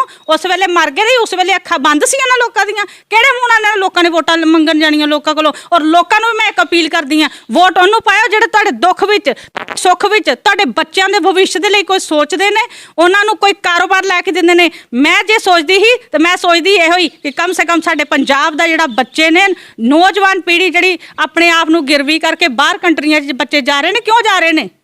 ਮਾਂ ਪਿਓ ਆਪਣੇ ਆਪ ਨੂੰ ਗਿਰਵੀ ਕਰਕੇ ਭੇਜ ਰਹੇ ਨੇ। ਉਹ ਵੀ ਕੋਈ ਪਤਾ ਨਹੀਂ ਕਿ ਬੱਚਾ ਬਾਹਰੋਂ ਜਿੰਦਾ ਨਾ ਕਿ ਮਰ ਕੇ ਆਣਾ। ਪੰਜਾਬ ਦੀ ਸਿਸਟਮ ਨੂੰ ਬਦਲਣਾ ਪਏਗਾ। ਖਾਸ ਕਰਕੇ ਮੈਂ ਦੀਨਾਨਗਰ ਦੀ ਗੱਲ ਕਰਾਂ ਜਾਂ ਪੋਆ ਖੇਤਰ ਦੀ ਗੱਲ ਕਰਾਂ, ਇੰਡਸਟਰੀ ਲਗਾਓ। ਕਿਉਂ ਇੱਥੋਂ ਦੇ ਬੱਚੇ ਕੀ ਗੱਲ ਕਾਮਯਾਬ ਨਹੀਂ ਹੈ, ਪੜ੍ਹੇ ਲਿਖੇ ਨਹੀਂ ਹੈ? ਇੰਡਸਟਰੀ ਲਗਾਓ। ਕੀ ਗੱਲ ਤੁਸੀਂ ਗੂੰਗੇ ਹੋ, ਤੁਹਾਨੂੰ ਪਾਵਰਾਂ ਨਹੀਂ ਆਉਂਦੀਆਂ? ਜੇ ਤੁਸੀਂ ਵਿਧਾਨ ਸਭਾ 'ਚ ਗਏ, ਵਿਧਾਨ ਸਭਾ 'ਚ ਤੁਹਾਨੂੰ ਪਤਾ ਨਹੀਂ ਹੈ ਕਿਹੜੀ ਚੀਜ਼ ਕਿਸ ਤਰ੍ਹਾਂ ਲੈ ਕੇ ਆਉਣੀ ਹੈ। ਜੇ ਪਤਾ ਹੀ ਨਹੀਂ ਤੇ ਫਿਰ ਕਾਹਨੂੰ ਜਾਂਦੇ ਹੋ ਵਿਧਾਨ ਸਭਾ ਦੇ ਵਿੱਚ? ਲੋਕਾਂ ਦਾ ਵੀ ਗਲਤੀ ਹੈ ਕਿ ਲੋਕ ਇਹਨਾਂ ਲੋਕਾਂ ਨੂੰ ਭੇਜਦੇ ਜਿਹੜੇ ਜਿਨ੍ਹਾਂ ਨੂੰ ਪਤਾ ਹੀ ਨਹੀਂ ਹੈਗਾ ਕਿ ਸਾਡੇ ਵੋਟਾਂ ਟਿਕਟਾਂ ਮਿਲਦੀਆਂ। ਤੁਹਾਨੂੰ ਸਾਰਿਆਂ ਨੂੰ ਪਤਾ ਟਿਕਟਾਂ ਕਿਸ ਤਰ੍ਹਾਂ ਮਿਲੀਆਂ ਨੇ। ਇਹ ਕਿਹੜੀ ਬੀਜੇਪੀ ਦੀ ਤੁਸੀਂ ਗੱਲ ਕਰ ਰਹੇ ਹੋ ਕਿ ਟਿਕਟਾਂ ਕਿਸ ਤਰ੍ਹਾਂ ਮਿਲੀਆਂ ਨੇ? ਪੂਰੇ ਪੰਜਾਬ ਦੇ ਵਿੱਚ ਹਰ ਬੰਦਾ, ਹਰ ਪਾਰਟੀ ਦੇ ਵਿੱਚ ਦੇਖੋ, ਜਿਹੜੇ ਕੰਮ ਕਰਨ ਵਾਲੇ ਬੰਦੇ ਹੀ ਉਹਨਾਂ ਨੂੰ ਘਰ ਬਿਠਾਇਆ। ਜਾਣੀ ਕਿ ਤੁਹਾਡੇ ਕਹਿਣ ਦਾ ਮਤਲਬ ਕਿ ਭਾਰਤੀ ਜਨਤਾ ਪਾਰਟੀ 'ਚ ਟਿਕਟਾਂ ਵਿਕੀਆਂ ਨੇ। ਮੈਂ ਦੇਖੋ ਜਿਹੜੀ ਚੀਜ਼ ਮੈਂ ਵੇਖੀ ਨਹੀਂ, ਅੱਖੀ ਨਹੀਂ ਵੇਖੀ, ਮੈਂ ਉਹਦੇ ਵੱਲੋਂ ਕਹਿ ਨਹੀਂ ਸਕਦੀ। ਬਟ ਹਾਂ, ਕੰਮ ਕਰਨ ਵਾਲੇ ਕਾਰਜਕਰਤਾ ਨੂੰ ਕਿਉਂ ਘਰ ਬਿਠਾਇਆ? ਕੰਮ ਕਰਨ ਵਾਲੇ ਦੇ ਬੰਦੇ ਦੀ ਪਰ ਟਿਕਟ ਤੇ ਪਾਰਟੀ ਨੇ ਇੱਕ ਨੂੰ ਦੇਣੀ ਸੀ ਨਾ। ਨੈਚੁਰਲੀ ਹੈ, ਪਰ ਮੈਂ ਉਹੀ ਗੱਲ ਕਹਿ ਰਹੀ ਆ ਕਿ ਟਿਕਟ ਪਾਰਟੀ ਨੇ ਇੱਕ ਨੂੰ ਹੀ ਦੇਣੀ ਆ। ਸਰਵੇ ਕਾਦੇ ਹੋਏ ਨੇ? ਪਾਰਟੀ ਕੋਈ ਵੀ ਹੈ, ਮੈਂ ਇਕੱਲੀ ਭਾਰਤੀ ਜਨਤਾ ਪਾਰਟੀ ਨਹੀਂ ਕਹਿ ਰਹੀ, ਮੈਂ ਕਾਂਗਰਸ ਨਹੀਂ, ਮੈਂ ਸਾਰੀਆਂ ਪਾਰਟੀਆਂ ਵੱਲੋਂ ਕਹਿ ਰਹੀ ਹਾਂ। ਜਿਹੜੇ ਲੋਕ ਤੁਹਾਡੇ ਜ਼ਮੀਨੀ ਸਤਰ ਤੇ ਕਾਰਜਕਰਤਾ ਜੁੜੇ ਹੋਏ ਲੋਕ ਨੇ, ਉਹਨਾਂ ਨੂੰ ਅੱਖੋਂ ਪਰੋਖੇ ਕਿਉਂ ਕੀਤਾ ਗਿਆ? ਕੰਮ ਕਰਨ ਨੂੰ ਕੋਈ ਤੇ ਲੱਡੂ ਖਾਣ ਨੂੰ ਕੋਈ, ਇਹ ਕੀ ਮਤਲਬ ਹੋਇਆ? ਜਾਣੀ ਕਿ ਤੁਹਾਡੇ ਕਹਿਣ ਦਾ ਮਤਲਬ ਹੈ ਕਿ ਮੈਡਮ ਰੇਣੂ ਕਸ਼ਪ ਜੀ ਨੇ ਲੱਡੂ ਖਾਦੇ ਨੇ, ਕੰਮ ਨਹੀਂ ਕੀਤਾ, ਤੇ ਬਿੰਦੀਆ ਜੀ ਨੇ ਕੰਮ ਕੀਤਾ, ਇਹਨਾਂ ਨੂੰ ਲੱਡੂ ਖਾਣ ਨੂੰ ਨਹੀਂ ਮਿਲੇ, ਇਹਨਾਂ ਨੂੰ ਟਿਕਟ ਨਹੀਂ ਮਿਲੀ। ਤੇ ਕਿਆ ਲੱਡੂ ਦਾ ਗੱਲ ਮਤਲਬ ਹੈ ਕਿ ਲੱਡੂ ਦਾ ਮਤਲਬ ਹੈ ਕਿ ਜਿਹੜੇ ਲੋਕਾਂ ਨੇ ਕੰਮ ਕੀਤਾ, ਜਿਹੜੇ ਲੋਕਾਂ ਨੇ ਕੰਮ ਕੀਤਾ, ਕਿਆ ਉਹਦਾ ਅਧਿਕਾਰ ਨਹੀਂ ਬਣਦਾ? ਦੂਸਰੀ ਗੱਲ, ਇਹ ਅਧਿਕਾਰ ਨੂੰ ਵੀ ਛੱਡੋ, ਜਿਹੜੇ ਲੋਕਾਂ ਦੇ ਵਿੱਚ ਅਸੀਂ 277 ਪਿੰਡਾਂ ਦੀ ਗੱਲ ਕਰ ਰਹੇ ਹਾਂ, 277 ਪਿੰਡਾਂ 'ਚ ਕਦੀ ਗਏ ਵੀ ਆ, ਕਦੀ ਦੁੱਖ 'ਚ ਕਦੀ ਸੁੱਖ 'ਚ, ਕੋਈ ਮਰ ਗਿਆ ਕੋਈ ਜੀ ਗਿਆ, ਕਦੀ ਗਏ। ਉਹਨਾਂ ਲੋਕਾਂ ਦੀ ਇੱਕ ਦਾ ਮੰਨਾਂ ਨੇ ਕਿਸਮਤ ਬਦਲ ਕੇ ਰੱਖ ਦਿੱਤੀ। ਹੁਣ ਦੇਖੋ ਬਣੀ ਬਣਾਈ ਖੀਰ ਦੇ ਵਿੱਚ ਜਦੋਂ ਕੋਈ ਰਾਖ ਪਾ ਦੇ ਤਾਂ ਕੋਈ ਖਾਂਦਾ, ਤੁਸੀਂ ਖਾਓਗੇ? ਬਿਲਕੁਲ ਜੀ, ਖੀਰ ਬਣਾਈ ਸੀ ਮੈਡਮ ਬਿੰਦੀਆ ਜੀ ਨੇ, ਖਾ ਕੇ ਰੇਣੂ ਕਸ਼ਪ ਜੀ। ਤੇ ਹੁਣ ਅੱਗੇ ਦੀ ਰਣਨੀਤੀ ਮੈਡਮ ਅਸੀਂ ਜਾਣਨਾ ਚਾਹਾਂਗੇ ਵੀ ਤੁਸੀਂ ਮਿਹਨਤ ਬਹੁਤ ਕੀਤੀ, ਪਰ ਤੁਹਾਨੂੰ ਕਿਸੇ ਪਾਰਟੀ ਦੇ ਨੇਤਾ ਨੇ ਅਪਰੋਚ ਕੀਤਾ ਨਹੀਂ ਕੀਤਾ ਤੁਹਾਨੂੰ ਪਤਾ ਹੈ, ਪਰ ਹੁਣ ਅਗਲੀ ਰਣਨੀਤੀ ਕੀ ਹੈ ਕਿ ਤੁਸੀਂ ਚੁਣਾਵ ਮੈਦਾਨ ਦੇ ਵਿੱਚ ਮੈਡਮ ਰੇਣੂ ਕਸ਼ਪ ਦੀ ਸਪੋਰਟ ਕਰੋਗੇ ਜਾਂ ਮੈਡਮ ਅਰੁਣਾ ਚੌਧਰੀ ਦੀ ਸਪੋਰਟ ਕਰੋਗੇ, ਜਾਂ ਕੁਛ ਆਪਣੇ ਮਨ 'ਚ ਵਿਚਾਰ ਹੈ ਕਿ ਆਜ਼ਾਦ ਉਤਰਨਾ, ਕਿਉਂਕਿ ਅਜੇ ਕਾਗਜ਼ ਭਰਨ ਦਾ ਸਮਾਂ ਹੈ, ਤੇ ਕਿਆ ਕੋਈ ਇਹ ਵੀ ਵਿਚਾਰ ਹੈਗਾ ਕਿ ਆਜ਼ਾਦ ਤੁਸੀਂ ਮੈਦਾਨ ਦੇ ਵਿੱਚ ਆਓਗੇ? ਸਭ ਤੋਂ ਪਹਿਲਾਂ ਮੈਂ ਪਹਿਲੇ ਵੀ ਇੱਕ ਗੱਲ ਕਹਿ ਚੁੱਕੀ ਹਾਂ, ਮੈਂ ਭਾਰਤੀ ਜਨਤਾ ਪਾਰਟੀ ਦੀ ਕਾਰਜਕਰਤਾ ਸੀ ਹਾਂ, ਔਰ ਮੈਂ ਮੋਦੀ ਜੀ ਨੂੰ ਦੁਬਾਰਾ ਪ੍ਰਧਾਨ ਮੰਤਰੀ ਦੇਖਣਾ ਚਾਹੁੰਦੀ ਹਾਂ। ਮੈਂ ਸਿਰਫ ਆਪਣੇ ਜੋ ਮਿਹਨਤ ਕੀਤੀ ਹੈ, ਮੈਂ ਮਿਹਨਤ ਦਾ ਮੁੱਲ ਮੰਗਣ ਦੀ ਹੈ। ਕਮ ਸੇ ਕਮ ਜਿਹੜਾ ਬੰਦਾ ਇੰਨੀ ਦੇਰ ਦਾ ਚੱਲ ਰਿਹਾ ਸੀ, ਉਸ ਕਾਰਜਕਰਤਾ ਦੇ ਕੰਮਾਂ ਦਾ ਇੱਕ ਕ੍ਰਾਈਟੇਰੀਆ ਹੁੰਦਾ ਹੈ, ਉਹ ਕ੍ਰਾਈਟੇਰੀਆ ਦੇ ਆਧਾਰ ਦੇ ਉੱਤੇ ਕੋਈ ਚੀਜ਼ ਹੁੰਦੀ ਹੈ। ਨੀਰਜ ਜੀ ਤੁਸੀਂ ਦੱਸੋ, ਜਦੋਂ ਤੁਸੀਂ ਆਪਣੇ ਘਰ ਦੇ ਵਿੱਚ ਆਪਣਾ ਸਾਰਾ ਸਿਸਟਮ ਨੂੰ ਸੈੱਟ ਕਰਦੇ ਹੋ, ਜਦੋਂ ਕੋਈ ਚੀਜ਼ ਰਹਿ ਜਾਂਦੀ ਹੈ ਤਾਂ ਤੁਹਾਡੇ ਘਰ ਦੇ ਪੁੱਛਦੇ ਤੇ ਹੋਣਗੇ ਨਾ, ਹੈ ਨਾ, ਪੁੱਛਦੇ ਤੇ ਹੋਣਗੇ ਕਿ ਬੇਟਾ ਇਸ ਤਰ੍ਹਾਂ ਨਹੀਂ, ਇਹ ਕੀ ਚੀਜ਼ ਕਮੀ ਕਿਤਨਾ ਰਹਿ ਗਈ ਹੈ, ਜਾਂ ਇਹ ਚੀਜ਼ ਨੂੰ ਅਸੀਂ ਕਰਾਂਗੇ ਤੇ ਐਜ਼ ਏ ਚੀਜ਼ ਨਾਲ ਸਾਨੂੰ ਬੈਨੀਫਿਟ ਹੋ ਸਕਦਾ ਜਾਂ ਲਾਸ ਹੋ, ਪੁੱਛਦੇ ਤੇ ਹੈ ਨਾ। ਤਾਂ ਫਿਰ ਇਹ ਜੇ ਤੁਸੀਂ ਵਧੀਆ ਕੰਮ ਕਰ ਰਹੇ ਹੋ, ਤੁਹਾਡੇ ਨਾਲ ਦਾ ਪੜੋਸੀ ਜਿਹੜਾ ਘਰ ਬੈਠਾ ਸੁੱਤਾ ਹੈ, ਉਹ ਚੀਜ਼ ਉਹਨਾਂ ਨੂੰ ਪ੍ਰੋਵਾਈਡ ਕਰ ਦਿੱਤੀ ਜਾਵੇ, ਤੇ ਫਿਰ ਤੁਹਾਨੂੰ ਕੀ ਫੀਲ ਹੋਏਗਾ, ਹੈ ਨਾ। ਉੱਥੇ ਗੱਲ ਆ। ਹੁਣ ਇਹ ਹੈ ਕਿ ਜਿਹੜੀ ਗੱਲ ਮੈਂ ਕੱਲ ਨੂੰ ਕੀ ਕਰਨਾ ਕੀ ਨਹੀਂ ਕਰਨਾ, ਮੇਰਾ ਸਿਰਫ ਮੈਟਰ ਆਪਣੀ ਪਾਰਟੀ ਦੇ ਖਿਲਾਫ ਨਹੀਂ ਹੈ। ਮੈਂ ਮਾਨनीय ਪ੍ਰਧਾਨ ਮੰਤਰੀ ਮੋਦੀ ਜੀ ਦੇ ਅੱਗੇ ਵੀ ਆਉਣ ਵਾਲੇ ਇਹੀ ਕਾਮਨਾ ਕਰਦੀ ਕਿ ਉਹ ਪ੍ਰਧਾਨ ਮੰਤਰੀ ਬਣਨ। ਮੈਂ ਭਾਰਤੀ ਜਨਤਾ ਪਾਰਟੀ ਦੇ ਖਿਲਾਫ ਨਹੀਂ ਸੀ ਨਾ ਹਾਂ, ਪਰ ਹਾਂ ਇੱਕ ਸਵਾਲ ਪੁੱਛਣਾ ਇੱਕ ਕਾਰਜਕਰਤਾ ਦਾ ਅਧਿਕਾਰ ਹੈ ਕਿ ਨਹੀਂ ਹੈ। ਇਹ ਸੰਵਿਧਾਨ ਦੇ ਵਿੱਚ ਲਿਖਿਆ ਹੈ ਕਿ ਅਸੀਂ ਇੱਕ ਸਵਾਲ ਤੇ ਪੁੱਛ ਹੀ ਸਕਦੇ ਹਾਂ, ਪੁੱਛ ਸਕਦੇ ਕਿ ਨਹੀਂ। ਮੈਂ ਜੇ ਕੰਮ ਕੀਤਾ ਪਾਰਟੀ ਦੇ ਲਈ, ਕਮ ਸੇ ਕਮ ਤੁਸੀਂ ਜੇ ਗਰਦਨ ਵੱਡੀ ਹੈ ਤੇ ਕਮ ਸੇ ਕਮ ਮੇਰੇ ਕੋਹ ਕੇ ਚੀਕ ਵੀ ਨਾ ਨਿਕਲੇ ਤਾਂ ਚੁੱਪ ਰਹੋ। ਇਹ ਕਿਸ ਤਰ੍ਹਾਂ ਹੋ ਸਕਦਾ? ਕਾਫੀ ਭਾਵੁਕ ਹੋ ਗਏ ਨੇ ਮੈਡਮ ਬਿੰਦੀਆ ਜੀ। ਪਰ ਮੈਡਮ ਮੈਂ ਫਿਰ ਸਵਾਲ ਉੱਥੇ ਆਉਂਦਾ ਵੀ ਹੁਣ ਕੁਐਸਚਨ ਪੁੱਛਣ ਪਛਾਣ ਦਾ ਟਾਈਮ ਤੇ ਨਿਕਲ ਗਿਆ, ਹੁਣ ਟਾਈਮ ਬਿਲਕੁਲ ਚੰਦ ਦਿਨਾਂ ਦਾ ਹੀ ਹੈ ਕਾਗਜ਼ ਭਰਨ ਦਾ।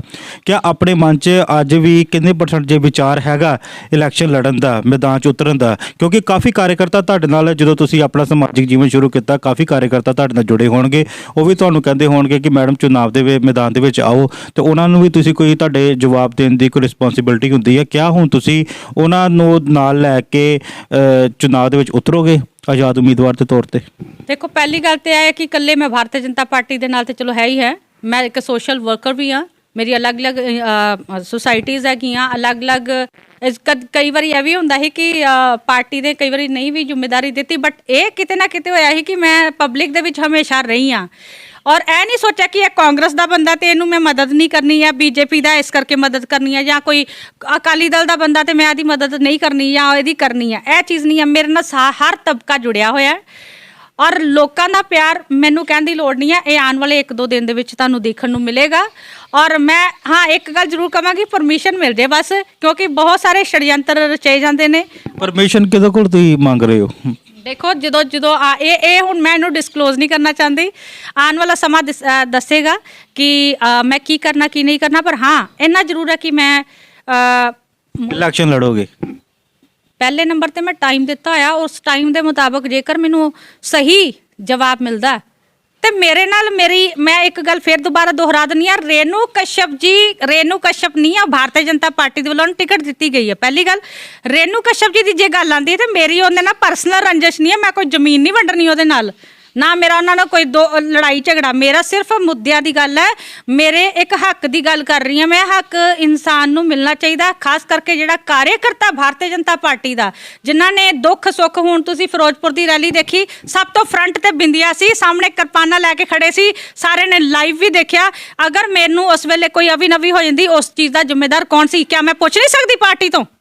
ਕਿਆ ਤੁਹਾਡਾ ਪੰਜਾਬ ਪ੍ਰਧਾਨ ਅਸ਼ਵਨੀ ਸ਼ਰਮਾ ਜੀ ਨੇ ਤੁਹਾਡੀ ਇੰਨੀ ਕਿਉਂ ਸਪੋਰਟ ਕੀਤੀ ਹੈ?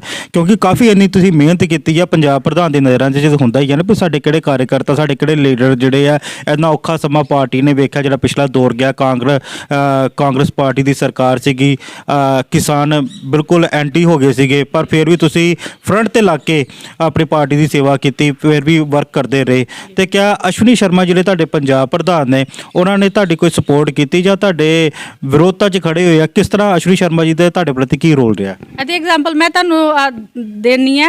ਇਹਨੂੰ ਦੇਖ ਸਕਦੇ ਆ ਅਸੀਂ, ਇਸ ਚੀਜ਼ ਨੂੰ ਦੇਖ ਸਕਦੇ ਆ ਨਾ? ਹਾਂਜੀ। ਦੇਖ ਸਭ ਰਿਹਾ ਹੈ, ਪਰ ਅੱਖਾਂ ਦੇ ਉੱਤੇ ਹੱਥ ਰੱਖੇ ਦੇ ਆ। ਠੀਕ ਹੈ, ਅਸ਼ਵਨੀ ਸ਼ਰਮਾ ਜੀ ਨੇ ਤੁਹਾਨੂੰ ਇਗਨੋਰ ਕਰਤਾ, ਵੇਖਦੇ ਹੋਏ ਇਗਨੋਰ ਕਰ ਦਿੱਤਾ। ਇਹ ਤੇ ਇਗਨੋਰੈਂਸ ਸਾਰਿਆਂ ਨੂੰ ਹੀ ਲੱਭ ਰਹੀ ਹੈ। ਮੈਨੂੰ ਮੇਰੇ ਕਹਿਣ ਦੀ ਤਾਂ ਲੋੜ ਹੀ ਨਹੀਂ। ਭੋਆ ਖੇਤਰ 'ਚ ਜਾ ਕੇ ਦੇਖ ਲਓ ਅੱਜ ਵੀ ਕੀ ਹੋ ਰਿਹਾ। ਟਿਕਟਾਂ ਵੰਡਣ ਵੇਲੇ ਕਾਰਜਕਰਤਾ ਦੇ ਕੰਮਾਂ ਨੂੰ ਨਹੀਂ ਵੇਖਿਆ ਗਿਆ। ਠੀਕ ਹੈ ਨਾ? ਜੇ ਕੰਮ ਨੂੰ ਵੇਖਦੇ ਤੇ ਕਿਆ ਹੁਣ ਘਮਾਸਾਨ ਹੋਣਾ ਹੀ, ਲੋਕੀ ਰਿਜ਼ਾਈਨ ਕਿਉਂ ਪਾ ਰਹੇ ਨੇ ਪਾਰਟੀ ਨੂੰ? ਪਰ ਮੈਂ ਪਾਰਟੀ ਦੇ ਲੀਡਰ ਜਿਹੜੇ ਕਾਰਜਕਰਤਾ ਨਾ, ਮੈਂ ਉਹਨਾਂ ਨੂੰ ਕਵਾਂਗੀ ਕਿ ਕਈ ਵਾਰੀ ਪਾਰਟੀਆਂ ਗਲਤ ਨਹੀਂ ਹੁੰਦੀਆਂ। ਪਾਰਟੀ ਕੋਈ ਵੀ ਹੈ, ਪਾਰਟੀ ਕੋਈ ਨਹੀਂ ਗਲਤ ਹੁੰਦੀ। ਪਾਰਟੀ ਦੇ ਕੁਝ ਚੰਦ ਲੋਕ ਹੁੰਦੇ ਨੇ ਜਿਹੜੇ ਪਾਰਟੀ ਦੇ ਵਿੱਚ ਨੁਕਸਾਨ ਕਰਦੇ ਨੇ। ਔਰ ਮੈਂ ਪਾਰਟੀ ਦੀ ਲੀਡਰਸ਼ਿਪ ਦੇ ਅੱਗੇ ਰਿਕੁਐਸਟ ਕਰਦੀ ਹਾਂ ਕਿ ਕਮ ਸੇ ਕਮ ਇਸ ਰਿਜ਼ਲਟ ਤੋਂ ਬਾਅਦ, ਇਲੈਕਸ਼ਨ ਦੇ ਰਿਜ਼ਲਟ ਤੋਂ ਬਾਅਦ ਐਨਾਲਿਸਿਸ ਜ਼ਰੂਰ ਕਰਨਾ ਕਿ ਇਹ ਚੀਜ਼ਾਂ ਦੁਬਾਰਾ ਨਾ ਹੋਣ। ਕਿਉਂਕਿ ਅਸੀਂ ਪ੍ਰਧਾਨ ਮੰਤਰੀ ਜੀ ਨਰਿੰਦਰ ਮੋਦੀ ਜੀ ਨੂੰ ਦੇਖਣਾ ਚਾਹੁੰਦੇ ਹਾਂ, ਭਾਰਤੀ ਜਨਤਾ ਪਾਰਟੀ ਨੂੰ ਦੇਖਣਾ ਚਾਹੁੰਦੇ ਹਾਂ। ਪਰ ਜੇ ਇਹ ਜਿਹੜੇ ਹਾਲਾਤ ਹੁਣ ਇਸ ਵੇਲੇ ਪੇਸ਼ ਹੋਏ ਨੇ ਨਾ, ਇਹ ਹੁਣ ਹਾਲਾਤ ਦੇ ਸਾਹਮਣੇ ਕਰ ਦਿੱਤੇ ਨੇ, ਪਰ ਇਹਦਾ ਰਿਜ਼ਲਟ ਕੀ ਆਣਾ ਉਹ ਤੇ ਹੁਣ ਆਉਣ ਵਾਲਾ ਸਮਾਂ ਦੱਸੇਗਾ। ਪਰ ਇੱਕ ਜ਼ਰੂਰ ਕਵਾਂਗੀ ਕਿ ਕਾਰਜਕਰਤਾਵਾਂ ਦਾ ਖਿਆਲ ਜ਼ਰੂਰ ਰੱਖਿਆ ਜਾਵੇ ਜਦੋਂ ਇਸ ਤਰ੍ਹਾਂ ਦੀ ਚੀਜ਼ ਰੱਖੀ ਜਾਂਦੀ ਹੈ। ਖਾਸ ਕਰਕੇ ਮੈਂ ਇੱਕ ਆਪਣੀ ਜਨਤਾ ਨੂੰ ਇੱਕ ਗੱਲ ਕਹਿਣਾ ਚਾਹਾਂਗੀ, ਟਿਕਟ ਮਿਲੀ ਹੈ ਨਹੀਂ ਮਿਲੀ ਹੈ, ਇਲੈਕਸ਼ਨ ਲੜਨਾ ਨਹੀਂ ਲੜਨਾ ਉਹ ਅਲੱਗ ਗੱਲ ਹੈ। ਬਿੰਦੀਆਂ ਦੇ ਘਰ ਦੇ ਦਰਵਾਜ਼ੇ ਪਹਿਲੇ ਵੀ ਖੁੱਲੇ ਸੀ ਤੁਹਾਡੇ ਲਈ, ਅੱਜ ਵੀ ਖੁੱਲੇ ਆ ਔਰ ਅੱਗੇ ਵੀ ਖੁੱਲੇ ਰਹਿਣਗੇ। ਇੱਕ ਮਿੰਟ, ਬੜਾ ਅਹਿਮ ਸਵਾਲ ਹੈ। ਅਸੀਂ ਮੈਡਮ ਰੇਣੂ ਕਸ਼ਪ ਜੀ ਦੀ ਇੰਟਰਵਿਊ ਕੀਤੀ, ਉਹਨਾਂ ਦੇ ਬਾਰੇ ਜਦੋਂ ਤੁਹਾਡੇ ਬਾਰੇ ਉਹਨਾਂ ਕੋਲ ਪੁੱਛਿਆ ਗਿਆ ਤਾਂ ਉਹਨਾਂ ਨੇ ਤੁਹਾਨੂੰ ਆਪਣੀ ਵੱਡੀ ਭੈਣ ਜਾਂ ਦੀਦੀ ਕਹਿ ਕੇ ਸੰਬੋਧਨ ਕੀਤਾ। ਜੇਕਰ ਉਹਨਾਂ ਦਾ ਤੁਹਾਨੂੰ ਫੋਨ ਆਉਂਦਾ ਜਾਂ ਤੁਹਾਡੇ ਨਾਲ ਸੰਪਰਕ ਕਰਦੇ ਆ ਤੇ ਵੀ ਚਲੋ ਦੀਦੀ ਤੁਸੀਂ ਸਾਡੇ ਨਾਲ ਮੈਦਾਨ 'ਚ ਚਲੋ, ਸਾਡੀ ਸਪੋਰਟ ਕਰੋ, ਤੇ ਤੁਹਾਡਾ ਕੀ ਰਵੱਈਆ ਰਹੇਗਾ ਉਹਦੇ ਬਾਰੇ? ਦੇਖੋ, ਇਹ ਚੀਜ਼ ਤੇ ਆਲਰੇਡੀ ਪਹਿਲੇ ਵੀ ਹੋ ਚੁੱਕੀ ਹੈ। ਜਾਣੀ ਕਿ ਉਹਨਾਂ ਨੇ ਤੁਹਾਨੂੰ ਸੰਪਰਕ ਕੀਤਾ ਸੀਗਾ ਜੀ? ਦੇਖੋ, ਮੇਰੇ ਨਾਲ ਸੰਪਰਕ ਨਹੀਂ ਹੋ ਪਾਇਆ, ਪਰ ਇੰਨਾ ਜ਼ਰੂਰ ਹੈ ਮੈਨੂੰ ਪਤਾ ਲੱਗਾ ਸੀ ਕਿ ਉਹ ਘਰ ਆਏ ਸੀ। ਬਟ ਉਸ ਵੇਲੇ ਕਿਸੇ ਦੇ ਕੋਈ ਪ੍ਰੋਬਲਮ ਸੀ, ਬਿਮਾਰ ਸੀ, ਉਹ ਮੈਂ ਨਹੀਂ ਇੱਥੇ ਸੀਗੀ ਘਰ। ਉਹ ਆਏ ਸੀ, ਮੇਰੇ ਹਸਬੈਂਡ ਨਾਲ ਸ਼ਾਇਦ ਗੱਲ ਹੋਈ ਹੋਏਗੀ, ਬਟ ਮੇਰੇ ਨਾਲ ਉਹਨਾਂ ਦਾ ਕੋਈ ਰਾਬਤਾ ਨਹੀਂ ਹੋਇਆ। ਹਾਂ, ਜੇਕਰ ਪਾਰਟੀ ਦੀ ਲੀਡਰਸ਼ਿਪ, ਜਿਹੜੇ ਮੈਂ ਪਹਿਲੇ ਵੀ ਇੱਕ ਗੱਲ ਕਹੀ ਹੈ, ਉਸ ਗੱਲ ਦਾ ਉੱਤੇ ਮੈਨੂੰ ਜਵਾਬ ਦਿੰਦੇ ਨੇ ਤਾਂ ਮੈਨੂੰ ਕੀ ਫਰਕ ਪੈਣ ਡਿਆ? ਮੈਂ ਭਾਰਤੀ ਜਨਤਾ ਪਾਰਟੀ ਦੀ ਕਾਰਜਕਰਤਾ ਹਾਂ। ਮੈਂ ਭਾਰਤੀ ਜਨਤਾ ਪਾਰਟੀ ਦੇ ਕੋਈ ਉਹੀ ਪਰਿਵਾਰ ਦੇ ਵਿੱਚ ਇੱਕ ਦੋ ਬੰਦਾ ਮਾੜਾ ਹੋਵੇ ਤੇ ਇਹਦਾ ਮਤਲਬ ਪਰਿਵਾਰ ਮਾੜਾ ਨਹੀਂ ਹੋ ਸਕਦਾ। ਪਰਿਵਾਰ ਨੂੰ ਮਾੜਾ ਨਹੀਂ ਕਹਿ ਸਕਦੇ। ਜੇ ਮਾਂ ਪਿਓ ਨੇ 4 ਬੱਚੇ ਪੈਦਾ ਕੀਤੇ ਨੇ, ਉਹਨਾਂ 'ਚ ਇੱਕ ਬੱਚਾ ਮਾੜਾ, ਤੇ ਇਹਦਾ ਮਤਲਬ ਇਹ ਨਹੀਂ ਹੈ ਕਿ ਅਸੀਂ ਸਾਰਿਆਂ ਨੂੰ ਮਾੜਾ ਕਹੀ ਜਾਈਏ। ਨਹੀਂ, ਕੁਛ ਇੱਕ ਹਾਲਾਤ ਪੈਦਾ ਕਰ ਦਿੱਤੇ ਜਾਂਦੇ ਨੇ ਕਈ ਜੀਆਂ ਵੱਲੋਂ, ਕਈ ਮੈਂਬਰਾਂ ਵੱਲੋਂ। ਉਹ ਹਾਲਾਤਾਂ ਨੂੰ ਕਿਸ ਤਰ੍ਹਾਂ ਸੰਭਾਲਣਾ, ਇਹ ਪਾਰਟੀ ਦੀ ਲੀਡਰਸ਼ਿਪ ਨੂੰ ਚਾਹੀਦਾ। ਆਉਣ ਵਾਲੇ ਸਮੇਂ ਦੇ ਵਿੱਚ ਕਮ ਸੇ ਕਮ ਆਪਣੇ ਕਾਰਜਕਰਤਾਵਾਂ ਦਾ ਧਿਆਨ ਜ਼ਰੂਰ ਰੱਖਣ, ਜਿਹੜੇ ਕੰਮ ਕਰਨ ਵਾਲੇ ਲੋਕ ਨੇ। ਜਿਹੜੇ ਮੈਂ ਅਗਰ ਤੁਸੀਂ ਗੱਲ ਕੀਤੀ ਬਾਰ-ਬਾਰ ਆਜ਼ਾਦ ਲੜਨ ਦੀ, ਇੱਕ ਗੱਲ ਮੈਂ ਕਹਾਂਗੀ, ਜਿਸ ਲੇਡੀ ਨੇ 2007 ਤੋਂ ਲੈ ਕੇ, ਵੈਸੇ ਤੇ ਅਸੀਂ ਜਨਸੰਘ ਦੇ ਤੁਰਿਆ ਪਰਿਵਾਰ, ਮੇਰੇ ਖੂਨ ਦੇ ਵਿੱਚ ਹੀ ਰਾਜਨੀਤੀ ਪਰਿਵਾਰ 'ਚੋਂ ਆ। ਜਿਸ ਬੱਚੀ ਨੇ 2007 ਤੋਂ ਲੈ ਕੇ ਹੈਗਾ 22, ਉਹਨੇ ਕੰਮ ਕੀਤਾ ਹੋਵੇ, ਧੁੱਪ ਨਹੀਂ ਦੇਖੀ, ਛਾਂ ਨਹੀਂ ਦੇਖੀ। ਮੇਰੀ ਬੱਚੀਆਂ ਮਤਲਬ ਅੱਜ ਜੇ +2 'ਚ ਹੈ ਤੇ ਉਸ ਵੇਲੇ ਕਿਹੜੀ ਉਮਰ ਦੀਆਂ ਹੋਣਗੀਆਂ? ਜਿਹੜਾ ਵਕਤ ਮੈਂ ਆਪਣੇ ਬੱਚਿਆਂ ਨੂੰ ਦੇਣਾ ਸੀ, ਜਿਹੜਾ ਵਕਤ ਮੈਂ ਆਪਣੇ ਪਰਿਵਾਰ ਨੂੰ ਦੇਣਾ ਸੀ, ਉਹ ਵਕਤ ਮੈਂ ਆਪਣੀ ਪਾਰਟੀ ਨੂੰ ਦਿੱਤਾ। ਹਰ ਦੁੱਖ, ਹਰ ਸੁੱਖ, ਚੰਗਾ ਮਾੜਾ ਜਿੱਥੇ ਭੇਜਿਆ ਪਾਰਟੀ ਨੇ ਉੱਥੇ ਬਿੰਦੀਆਂ ਗਈ। ਘਰੋਂ ਜਦੋਂ ਨਿਕਲੀਏ ਨਾ ਗੱਡੀ 'ਚ, ਤੇ ਉੱਥੇ ਪੈਟਰੋਲ ਪੈਂਦਾ, ਪਾਣੀ ਨਾਲ ਨਹੀਂ ਗੱਡੀਆਂ ਚੱਲਦੀਆਂ। ਆਪਣੀ ਖੂਨ ਪਸੀਨੇ ਦੀ ਕਮਾਈ ਇਸ ਪਾਰਟੀ ਤੇ ਲਾਈ ਹੈ। ਜੇ ਕਰੋਨਾ ਦੇ ਟਾਈਮ 'ਚ ਜੇ ਅਸੀਂ 15-20 ਲੱਖ ਰੁਪਏ ਖਰਚ ਕੀਤਾ, ਪਰਮਾਤਮਾ ਇਹੋ ਜਿਹਾ ਸਮਾਂ ਕਿਸੇ ਤੇ ਵੀ ਨਾ ਆਵੇ, ਨਾ ਹੀ ਇਹੋ ਜਿਹੀ ਕਰੋਨਾ ਵਰਗੀ ਮਹਾਮਾਰੀ ਦੁਬਾਰਾ ਆਵੇ। ਮੈਂ ਪਰਮਾਤਮਾ ਦੇ ਅੱਗੇ ਅਰਦਾਸ ਕਰਦੀ ਹਾਂ ਕਿ ਇਸ ਤਰ੍ਹਾਂ ਦਾ ਬੁਰਾ ਸਮਾਂ ਕਿਸੇ ਤੇ ਵੀ ਨਾ ਲਿਆਵੇ ਕਿ ਅਸੀਂ ਕਿਸੇ ਨੂੰ ਇਸ ਤਰੀਕੇ ਨਾਲ ਕਿਸੇ ਦੇ ਘਰ ਰੋਟੀ ਦੇਈਏ, ਖੁਸ਼ੀ ਦੇਈਏ, ਉਹ ਗੱਲ ਅਲੱਗ ਹੈ। ਪਰ ਇਸ ਤਰ੍ਹਾਂ ਦੇ ਦੁੱਖ ਦੇ ਘੜੀ ਦੇ ਵਿੱਚ ਨਾ ਆਵੇ ਕਿਸੇ ਦੇ ਉੱਤੇ, ਤੇ ਨਾ ਕੋਈ ਬੰਦਾ ਇਸ ਤਰ੍ਹਾਂ ਦਾ ਸਮਾਂ ਆਵੇ।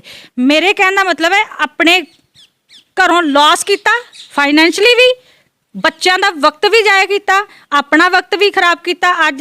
ਅੱਜ ਮੇਰੀ ਉਮਰ 43 ਸਾਲ ਹੋ ਗਈ ਹੈ। ਜਦੋਂ ਮੈਂ ਕੰਮ ਕਰਨਾ ਸ਼ੁਰੂ ਕੀਤਾ ਸੀ, ਉਦੋਂ ਮੇਰੀ 25 ਤੋਂ 27 ਸਾਲ ਦੀ ਏਜ ਸੀ ਜਦੋਂ ਮੇਰੀ।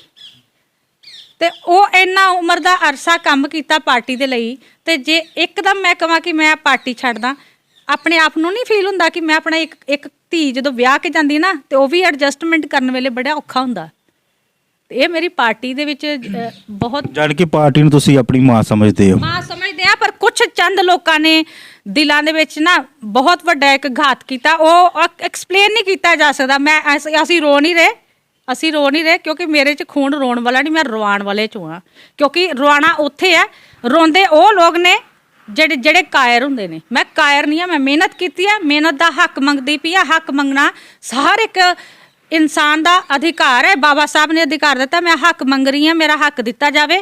ਬਾਕੀ ਜੇ ਮੇਰਾ ਹੱਕ ਮਿਲਦਾ ਹੈ, ਬਾਕੀ ਦੇਖੋ ਮੈਨੂੰ ਕਾਰਜਕਰਤਾ ਕੀ ਚਾਹੁੰਦਾ, ਇੱਜ਼ਤ ਮਾਣ। ਤੇ ਜੇ ਉਹਨੂੰ ਇੱਜ਼ਤ ਮਾਣ ਹੀ ਨਾ ਮਿਲੇ ਤਾਂ ਫਿਰ ਉਹ ਕੀ, ਫਿਰ ਉਹ ਘਰ ਦੇ ਵਿੱਚ ਰਹਿਣ ਦਾ ਜਾਂ ਨਹੀਂ ਰਹਿਣ ਦਾ ਕੋਈ ਸਵਾਲ ਨਹੀਂ ਹੁੰਦਾ। ਬਹੁਤ ਬਹੁਤ ਧੰਨਵਾਦ ਮੈਡਮ, ਤੁਸੀਂ ਆਪਣਾ ਕੀਮਤੀ ਸਮਾਂ ਸਾਨੂੰ ਦਿੱਤਾ ਹੈ, ਆਪਣੀਆਂ ਭਾਵਨਾ ਵਿਅਕਤ ਕੀਤੀਆਂ। ਇਹ ਸਨ ਮੈਡਮ ਬਿੰਦੀਆ ਜੀ, ਜਿਹੜੇ ਕਿ ਭਾਰਤੀ ਜਨਤਾ ਪਾਰਟੀ ਦੇ ਨੇਤਾ ਨੇ। ਬਹੁਤ ਮਿਹਨਤ ਕੀਤੀ ਫੀਲਡ ਦੇ ਵਿੱਚ, ਪਾਰਟੀ ਦੇ ਵਿੱਚ, ਪਰ ਜਦੋਂ ਟਿਕਟ ਦੇਣ ਦੀ ਵਾਰੀ ਆਈ, ਪਾਰਟੀ ਨੇ ਇਹਨਾਂ ਤੋਂ ਮੁੱਖ ਦੂਸਰੇ ਪਾਸੇ ਕਰ ਲਿਆ। ਬਹੁਤ ਮਨ ਵਿੱਚ ਨਾਰਾਜ਼ਗੀ ਵੀ ਹੈ, ਬਹੁਤ ਗੁੱਸਾ ਵੀ ਹੈ, ਪਰ ਫਿਰ ਵੀ ਕਿਤੇ ਨਾ ਕਿਤੇ ਭਾਵਨਾ ਜਿਹੜੀਆਂ ਪਾਰਟੀ ਦੇ ਨਾਲ ਜੁੜੀਆਂ ਹੋਈਆਂ ਨੇ। ਅਸੀਂ ਸਮਝਦੇ ਹਾਂ ਕਿ ਜੇਕਰ ਜੋ ਵੀ ਹੈ ਕੁਛ ਕਰਨ, ਜੇਕਰ ਪਾਰਟੀ ਅੱਗੋਂ ਇਹਨਾਂ ਨੂੰ ਸੰਭਾਲਦੀ ਹੈ ਜਾਂ ਨਹੀਂ ਸੰਭਾਲਦੀ, ਜਾਂ ਕੋਈ ਹੋਰ ਵੀ ਹੈ ਜਿਹੜਾ ਰਸਤਾ ਅਪਣਾਉਂਦੇ ਨੇ, ਦੇਸ਼ ਹਿੱਤ ਵਿੱਚ ਕਰਨਗੇ, ਆਪਣੇ ਹਲਕੇ ਦੇ ਹਿੱਤ ਵਿੱਚ ਕਰਨਗੇ। ਕੈਮਰਾਮੈਨ ਰਾਹੁਲ ਸ਼ਰਮਾ ਦੇ ਨਾਲ ਨੀਰਜ ਮਹਾਜਨ, ਰਾਵੀ ਵਾਈਸ, ਗੁਰਦਾਸਪੁਰ।